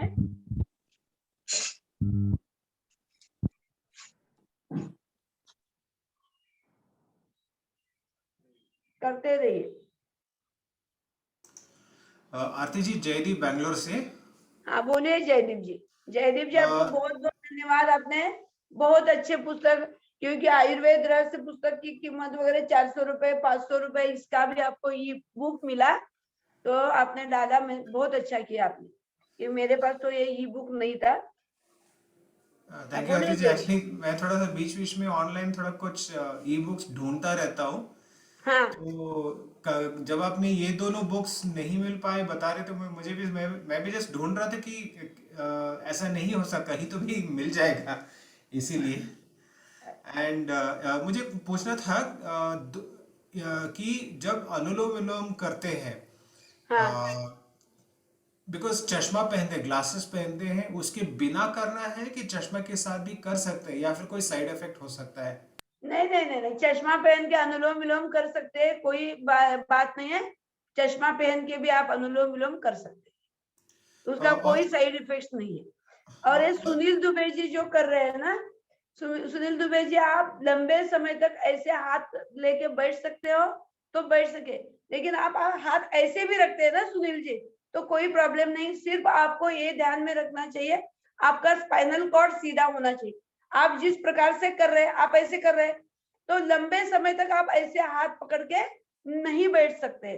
और देखो, जिनको नर्वस सिस्टम की कोई प्रॉब्लम है, जिनको डिप्रेशन है, जिनको स्ट्रेस है, जिनको डिप्रेशन की गोलियां चल रही है, जिनको वेरिकोज वेन्स है, तो ऐसे रोगियों को हम आधा घंटा 1-1 घंटा अनुलोम विलोम करना के लिए बोलते हैं। कैंसर पेशेंट को भी कपालभाति और अनुलोम, तो 1 घंटा ऐसे करके नहीं बैठ सकेगा ना, क्योंकि आप योग शिक्षक हो रहे हैं, तो आपको ये पता होना चाहिए, इसलिए मैं बोल रही हूँ।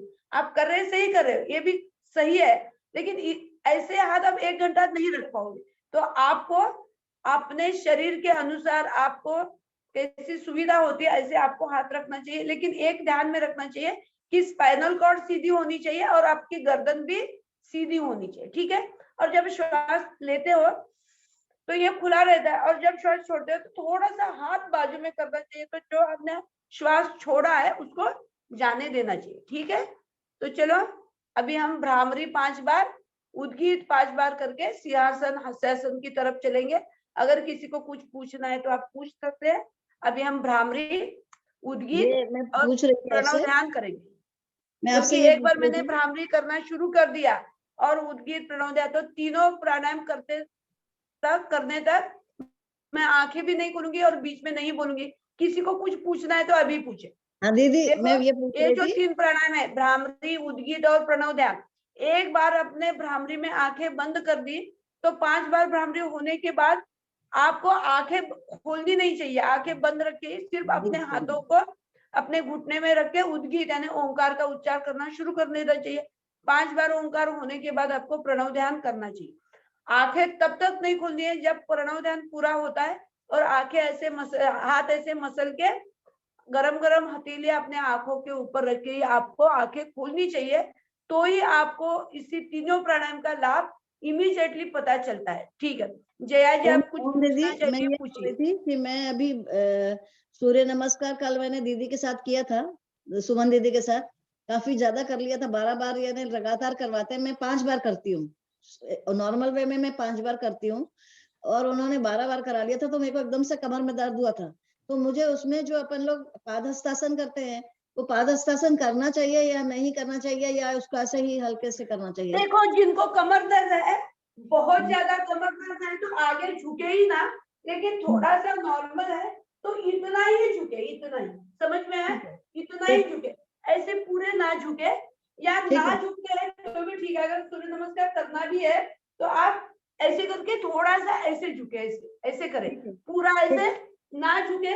और आपको अगर बहुत सीवियर कमर दर्द है जया जी, तो आप सूर्य नमस्कार ना करें। ठीक है। ठीक है, आपको मरकट आसन सबसे ज्यादा करना चाहिए और मरकट आसन के एक स्थिति में रुकने की कोशिश करनी चाहिए। ठीक अगर है। अभी भी आपको अगर दर्द हो रहा है, ऐसे लग रहा है, तो आप थोड़ा सा मरकट आसन करिए बाद में, ये सत्र ठीक है। होने के बाद में। और जी। ये जो कमर का एक्यूप्रेशर का पॉइंट अगर आपको पता है पहले से, हाँ। तो इसको ऐसे दबाइए, हम्म। इसको ऐसे दबाइए। पता है, अभी हाँ। कमर में किधर दर्द हो रहा है मुझे पता नहीं, या दोनों उंगली के बीच में जो का एक चैनल है ना, हाँ हाँ, अगर आपको पॉइंट पता नहीं है तो पता ये है, दोनों पता है। बीच में का चैनल है, इसको भी आप ऐसे ऊपर नीचे ऐसे करके ठीक है। आपकी कमर दर्द आप ठीक कर सकते हैं। ठीक है, जी, चलो अभी thank you, thank bhramari you. करेंगे, जी। भ्रामरी, उद्गीत और प्रणव ध्यान।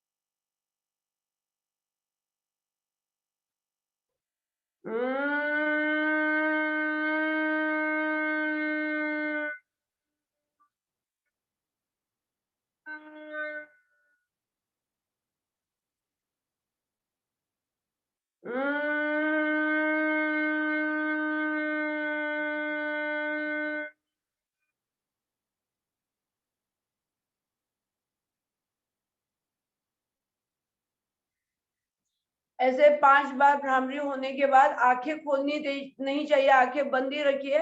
हाथों को उतना अपने हथेलियों को घुटने के ऊपर रखे। 5 बार ओंकार यानी उद्गीत प्राणायाम सबको करना है। लंबी गहरी सांस भरिए। ओ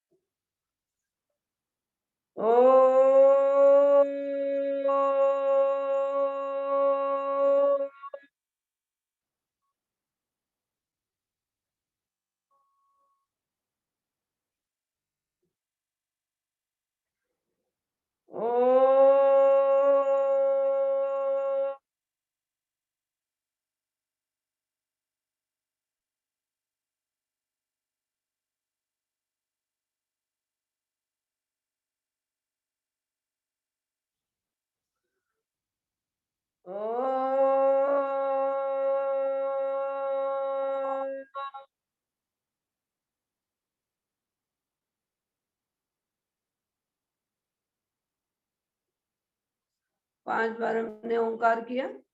अभी शांत हो जाइए, आंखें बंद, मन सहज, चेहरे पे कोई तनाव नहीं, पूरा ध्यान अपने श्वासों के ऊपर रखिए और धीमे गति से श्वास को भरना है, धीमे गति से श्वास को छोड़ना है। आवाज विरहित श्वास को अंदर लेना है, आवाज विरहित श्वास को बाहर छोड़ना है। साउंडलेस ब्रीदिंग करनी है, थोड़ी भी साउंड नहीं आनी चाहिए। जितनी धीमे गति से श्वास को भरते हो, धीमे यानी स्लो स्पीड से, उसके ही ज्यादा धीमे गति से आपको श्वास को बाहर छोड़ने की कोशिश करनी चाहिए। जब आप अपने श्वासों के ऊपर ध्यान देके भ्रामरी प्रणव ध्यान करते हैं तो मन में कोई विचार नहीं आता है, और जैसे ही बीच बीच में कोई विचार आता भी है तो इमीडिएटली आपको क्या करना है, अपने श्वासों के ऊपर फिर जाना चाहिए। तो ऐसे करते करते आपका मन एकाग्र हो पाएगा और कोई विचार ही मन में नहीं आएगा। जैसे योग दर्शन का सूत्र है, योग चित्त वृत्ति निरोध। तो जो चित्त में वृत्तियां उठती है, जो मन में विचार आते हैं, तो विचार के तरंग उठते हैं, उसको निरोध करना। तो ये ऐसे तो इमीडिएटली 1-2 दिन में नहीं होगा। तो जैसे जैसे आप प्रणव ध्यान करेंगे, श्वासों के ऊपर ध्यान, अपना पूरा ध्यान केंद्रित करके, तो अपने मन में जो विचार आते हैं, जो वृत्तियां उठती है, वो धीमे धीमे बंद होती जाएगी और मन हमारा चित्त वृत्ति निरोध होता जाएगा। तो पूरा श्वास भरना है और पूरा श्वास छोड़ना है, लेकिन श्वास लेते समय भी आवाज नहीं करना है, श्वास छोड़ते समय भी आवाज नहीं करना है। जब आप श्वासों को भर रहे हैं तो आपको महसूस होना चाहिए कि दोनों नासिकाओं से, यानी दोनों नॉस्ट्रिल के घसीट के कैसे श्वास अंदर जा रही है। दोनों नॉस्ट्रिल, जब श्वास को बाहर छोड़ते हैं तभी आपको पता चलता है कि दोनों नॉस्ट्रिल को घसीट के कैसे हवा बाहर आ रही है। तो इसको आपको इतना सूक्ष्म देखना चाहिए कि तब आपको पता चलता है कि कब श्वास अंदर जा रही है, कब श्वास बाहर आ रही है। नहीं तो दैनंदिन जीवन में हमको पता ही नहीं चलता है कि कब श्वास अंदर जा रही है, कब श्वास बाहर है।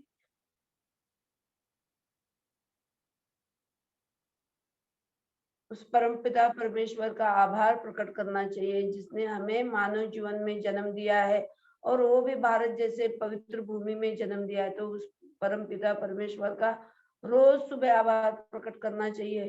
अपने मातृभूमि को रोज वंदन करना चाहिए। और इसी प्रकार से हर व्यक्ति को मिनिमम 5 मिनट का तो प्रणव ध्यान करना चाहिए। अगर आपके पास ज्यादा समय है तो इसको ज्यादा समय तक भी आप कर सकते हैं। अगर सुबह आपके पास समय नहीं है तो रात को सोते समय भी आप प्रणव ध्यान कर सकते हैं। लेकिन खाना खाना और सोना, इसमें 2 घंटे का फासला होना चाहिए। अगर आप 8 बजे तक खाना खाते हो तो रात को 10 बजे आप सोने के लिए जाते हो, तब आप ऐसे प्रणव ध्यान करके भ्रामरी भी कर सकते हैं, भ्रामरी, उद्गीत और प्रणव ध्यान करके आपको अगर सोते हैं तो आपकी नींद बहुत साउंड होती है। अगर किसी को इंसोम्निया है, नींद नहीं आती है, अगर नींद आती है वो भी नींद जागरूक नींद आती है, तो इनको भ्रामरी, उद्गीत और प्रणव ध्यान सबसे ज्यादा करना चाहिए।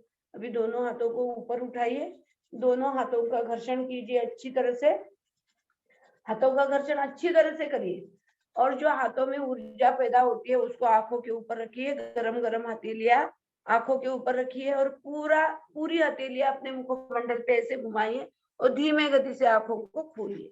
इसी प्रकार से आपको ये तीनों प्राणायाम करने चाहिए। अभी हम सिंहासन, हस्तासन करेंगे।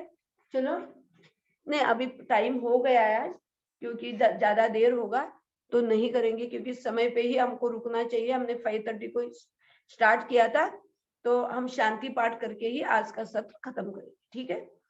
ओम देव शांति, अंतरिक्षम शांति, पृथ्वी शांति, आप शांति, औषधय शांति, वनस्पतय शांति, विश्वदेवा शांति, ब्रह्म शांति, सर्वं शांति, शांतिरेव शांति, सामा शांतिरेधि। ओम शांति शांति शांति। एक बार पवित्र ओंकार का उच्चार। ओम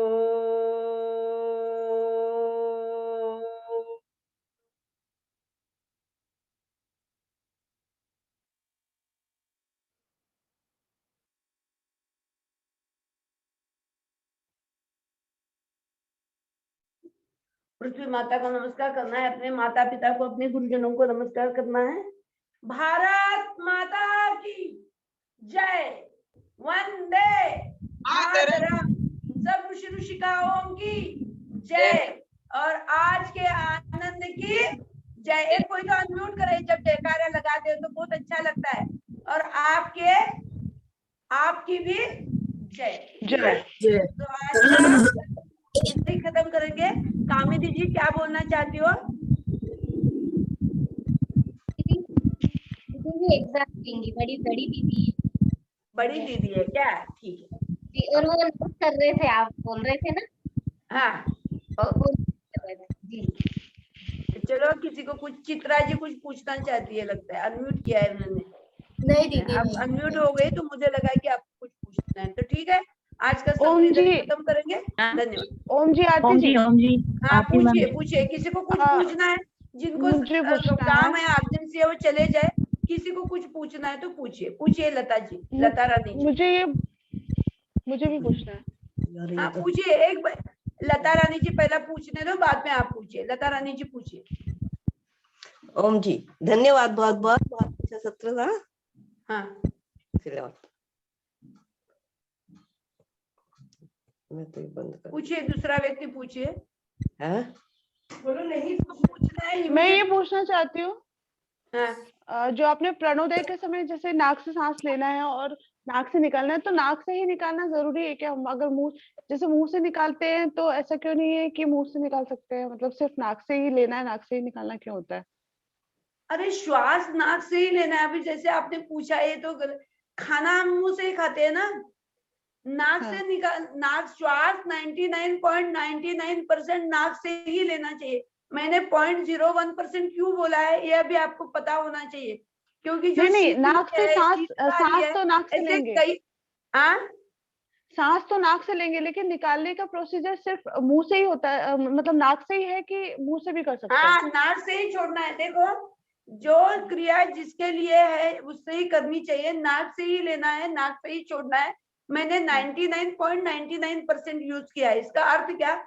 0.01% मैंने नहीं बोला है। तो सर्टन विशिष्ट जो प्राणायाम है तब हम नाक से, मुंह से छोड़ते हैं विशिष्ट प्राणायाम में, नहीं तो हर बार आपको नाक से ही लेना है, नाक से ही छोड़ना है। लेकिन शीतली है, शीतली प्राणायाम में हम क्या करते हैं? मुंह से लेते हैं। लेकिन श्वास लेना और छोड़ना जो क्रिया है वो नाक से ही होती है। लेकिन कई ऐसे प्राणायाम है, 1-2-3 प्राणायाम ऐसे, तभी हमको मुंह का यूज करना पड़ता है, नहीं तो नाक से ही श्वास लेना है, नाक से ही छोड़ना है। दीप्ति जी, ठीक है। ओम दीदी, हाँ मैं पूछिए। बोलूं दीदी पहले? हाँ बोलो दीदी, बोलो। जब प्रणव ध्यान करते हैं तो आंखें बंद करने पे यहाँ पर आज्ञा चक्र के पास में ऐसा काला और सफेद घेरा ऐसे आता और जाता महसूस होता है, तो उसका क्या अर्थ है? मुझे आपका प्रश्न समझ में नहीं आया, फिर एक बार पूछिए। दीदी, जब प्रणव ध्यान करते हैं हाँ तो उस समय पे यहाँ आज्ञा चक्र पर हाँ आंखें बंद कर रहती हैं, तो ऐसा एक काला और सफेद घेरा ऐसे लगता है कि आया और गया, हाँ इस तरीके से महसूस होता है, तो इसका क्या अर्थ है? हाँ, तो उससे आपको कोई तकलीफ होती है क्या? ऐसे चक्कर से आती है क्या? सर ऐसा भारी लगता है, ऐसे कुछ होता है? नहीं दीदी, नहीं होता। नहीं होता है ना, तो कुछ कोई भी बात नहीं नहीं होता। है। देखो, कई लोगों को ना चक्र के ऊपर हम जब ध्यान दे के करते हैं ना, तो कई लोगों को किसी विशिष्ट चक्र पे करने से किसी को सर भारी होता है। अगर अज्ञा चक्र में मैं ज्यादा देर तक बैठू तो मेरा सर दर्द करने लगता है। तो मैं अनाहत चक्र के ऊपर ध्यान देना के लिए कोशिश करती हूँ। तो अगर आपको कोई तकलीफ नहीं होती है तो आप एकाग्र हो पा रहे हो, तो इसमें कोई चिंता नहीं, आप करते रहिए। धीरे धीरे ना, एक्चुअली अज्ञा चक्र के ऊपर अब जब ध्यान देते तो ऐसे लाइट सा, प्रकाश सा दिखने लगता है। तो पहले से नहीं दिखेगा, बाद में आपको जैसे जैसे आप आदत करोगे वैसे दिखेगा। लेकिन अगर आपको सर भारी हो रहा है या दर्द करने लगता है तो आपको उस चक्र से छोड़ के दूसरे चक्र के ऊपर ध्यान केंद्रित करना चाहिए। ठीक है जी, धन्यवाद दीदी। आरती दीदी, हाँ हाँ, मैं चित्रा, ये YCB लेवल 3 का मैंने ये कोर्स स्टार्ट किया है। और जब से मैंने स्टार्ट किया है ना, उसके कुछ दिन बाद मतलब मेरा प्रैक्टिकल तो चल रहा है काफी दिनों से, मेरा पैर ना मोच आ गई थी। हाँ, मतलब मेरा पैर ये यहाँ से ऐसे मुड़ गया है, ये पूरा पूरा मुड़ गया था। तो अब भी आज मैंने फिर से मतलब मुझे 25 दिसंबर के दिन मैं पैर मुड़ा था, आज फिर से मैंने किया है। तो फ्रैक्चर वगैरह तो नहीं है, वो निकलवाया एक्सरे, लेकिन अभी आज किया मैंने पूरा योगा, पूरा प्रैक्टिकल मतलब अपना किया। तो आज भी मतलब मेरी नस में थोड़ा सा प्रॉब्लम है, अभी चलती भी हूँ ना तो दुखती है। तो मैं कर सकती हूँ या अभी मतलब ये योगाभ्यास या फिर नहीं करूँ? देखो आप ICB के एग्जाम कब देने वाले हो चित्रा जी? वो जब डेट आएगी दीदी उसके टाइम हाँ, मतलब तब देंगे ना। तो आप एक 5-6 दिन क्या करो, पैर के ऊपर प्रेशर आने वाले आसन ना हाँ। करें, बैठ के करने वाले कुछ, पूरा पाव पहले ठीक कर दीजिए। तो ये हाँ। मोच है ना, ये आपको 7-8 दिन में ठीक हो जाएगी। और आप तो किधर से, उत्तर भारत से हो ना? MP से। हाँ, MP से। तो उधर बहुत ठंड पड़ रही है ना 4 दिन। नहीं, तो फिलहाल मैं ठंड में पुणे थोड़ा ज्यादा, महाराष्ट्र में हूँ, तो यहाँ पे ज्यादा ठंड नहीं है, इधर पुणे में हूँ मैं। अभी महाराष्ट्र में तो ठंडी में तो ज्यादा दर्द करता है, तो आप मत करिए वो उठने के। अभी ये सत्र तो खत्म होने के लिए 30-40 दिन लगेंगे, तब तक एक पहले 7-8 दिन मत करिए, बाद में जब पूरा हो जाएगा तब तक ठंड भी कम हो जाएगी, तो आपकी मोच ठीक हो जाएगी। और अगर आपको पता है, आपने सहयोग शिक्षक ट्रेनिंग किया हुआ है, तो हाँ। पाँव के जो चैनल है ना, चैनल मसाज आपको सिखाया होगा ना सहयोग शिक्षक ट्रेनिंग में, तो उसको करते रहिए, तो आपका पाँव 4-5 दिन में ठीक हो जाए। ठीक है? ठीक है, तो मतलब मैं जो ये वज्रासन में तो बैठ नहीं पाती, बाकी जो नहीं, कर वो पाती मत हूँ मैं वो बैठो, कर वज्रासन सकती में हूँ। बैठने की कोई आवश्यकता नहीं हाँ, है। ठीक है। ठीक है? और एक और चीज, तो मैं देखो, जब चल, हाँ, जब हम बोलते हैं तब एक शब्द यूज करते हैं कि अपने शरीर के अनुसार, अपने शरीर के सामर्थ्य के अनुसार करने के लिए बोलते हैं। तो आपको ये ध्यान दे कि अभी मेरा सामर्थ्य नहीं है, अभी नहीं है, बाद में हो जाएगा। ये आपका टेम्पररी फेज है, परमानेंट तो नहीं है। नहीं, हाँ, समझ गए? तो आपको ऐसे करना चाहिए, ऐसे कोई ठीक है। डर नहीं। और दीदी जब मैं चलती हूँ ना पूरे दिन भर में, जब मैं नॉर्मली चल तो अच्छे से लेती हूँ, लेकिन वो ऐसे चट चट आवाज आती, कभी कभी वो नस ऐसा लगता है कि ठीक से और ट्विस्ट हो गई होगी, तो एक 4-5 दिन देखिए। हाँ, तो हाँ। कुछ सूजन वगैरह तो नहीं है ना?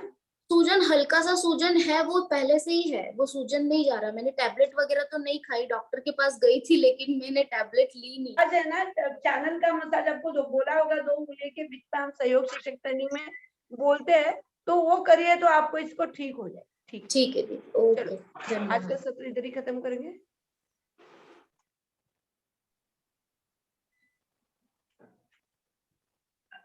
सुजाता दीदी, सुजाता दीदी, हाँ, ओम आरती बेटा। एंड कर देती हूँ सुजाता दीदी। हाँ, एंड करो।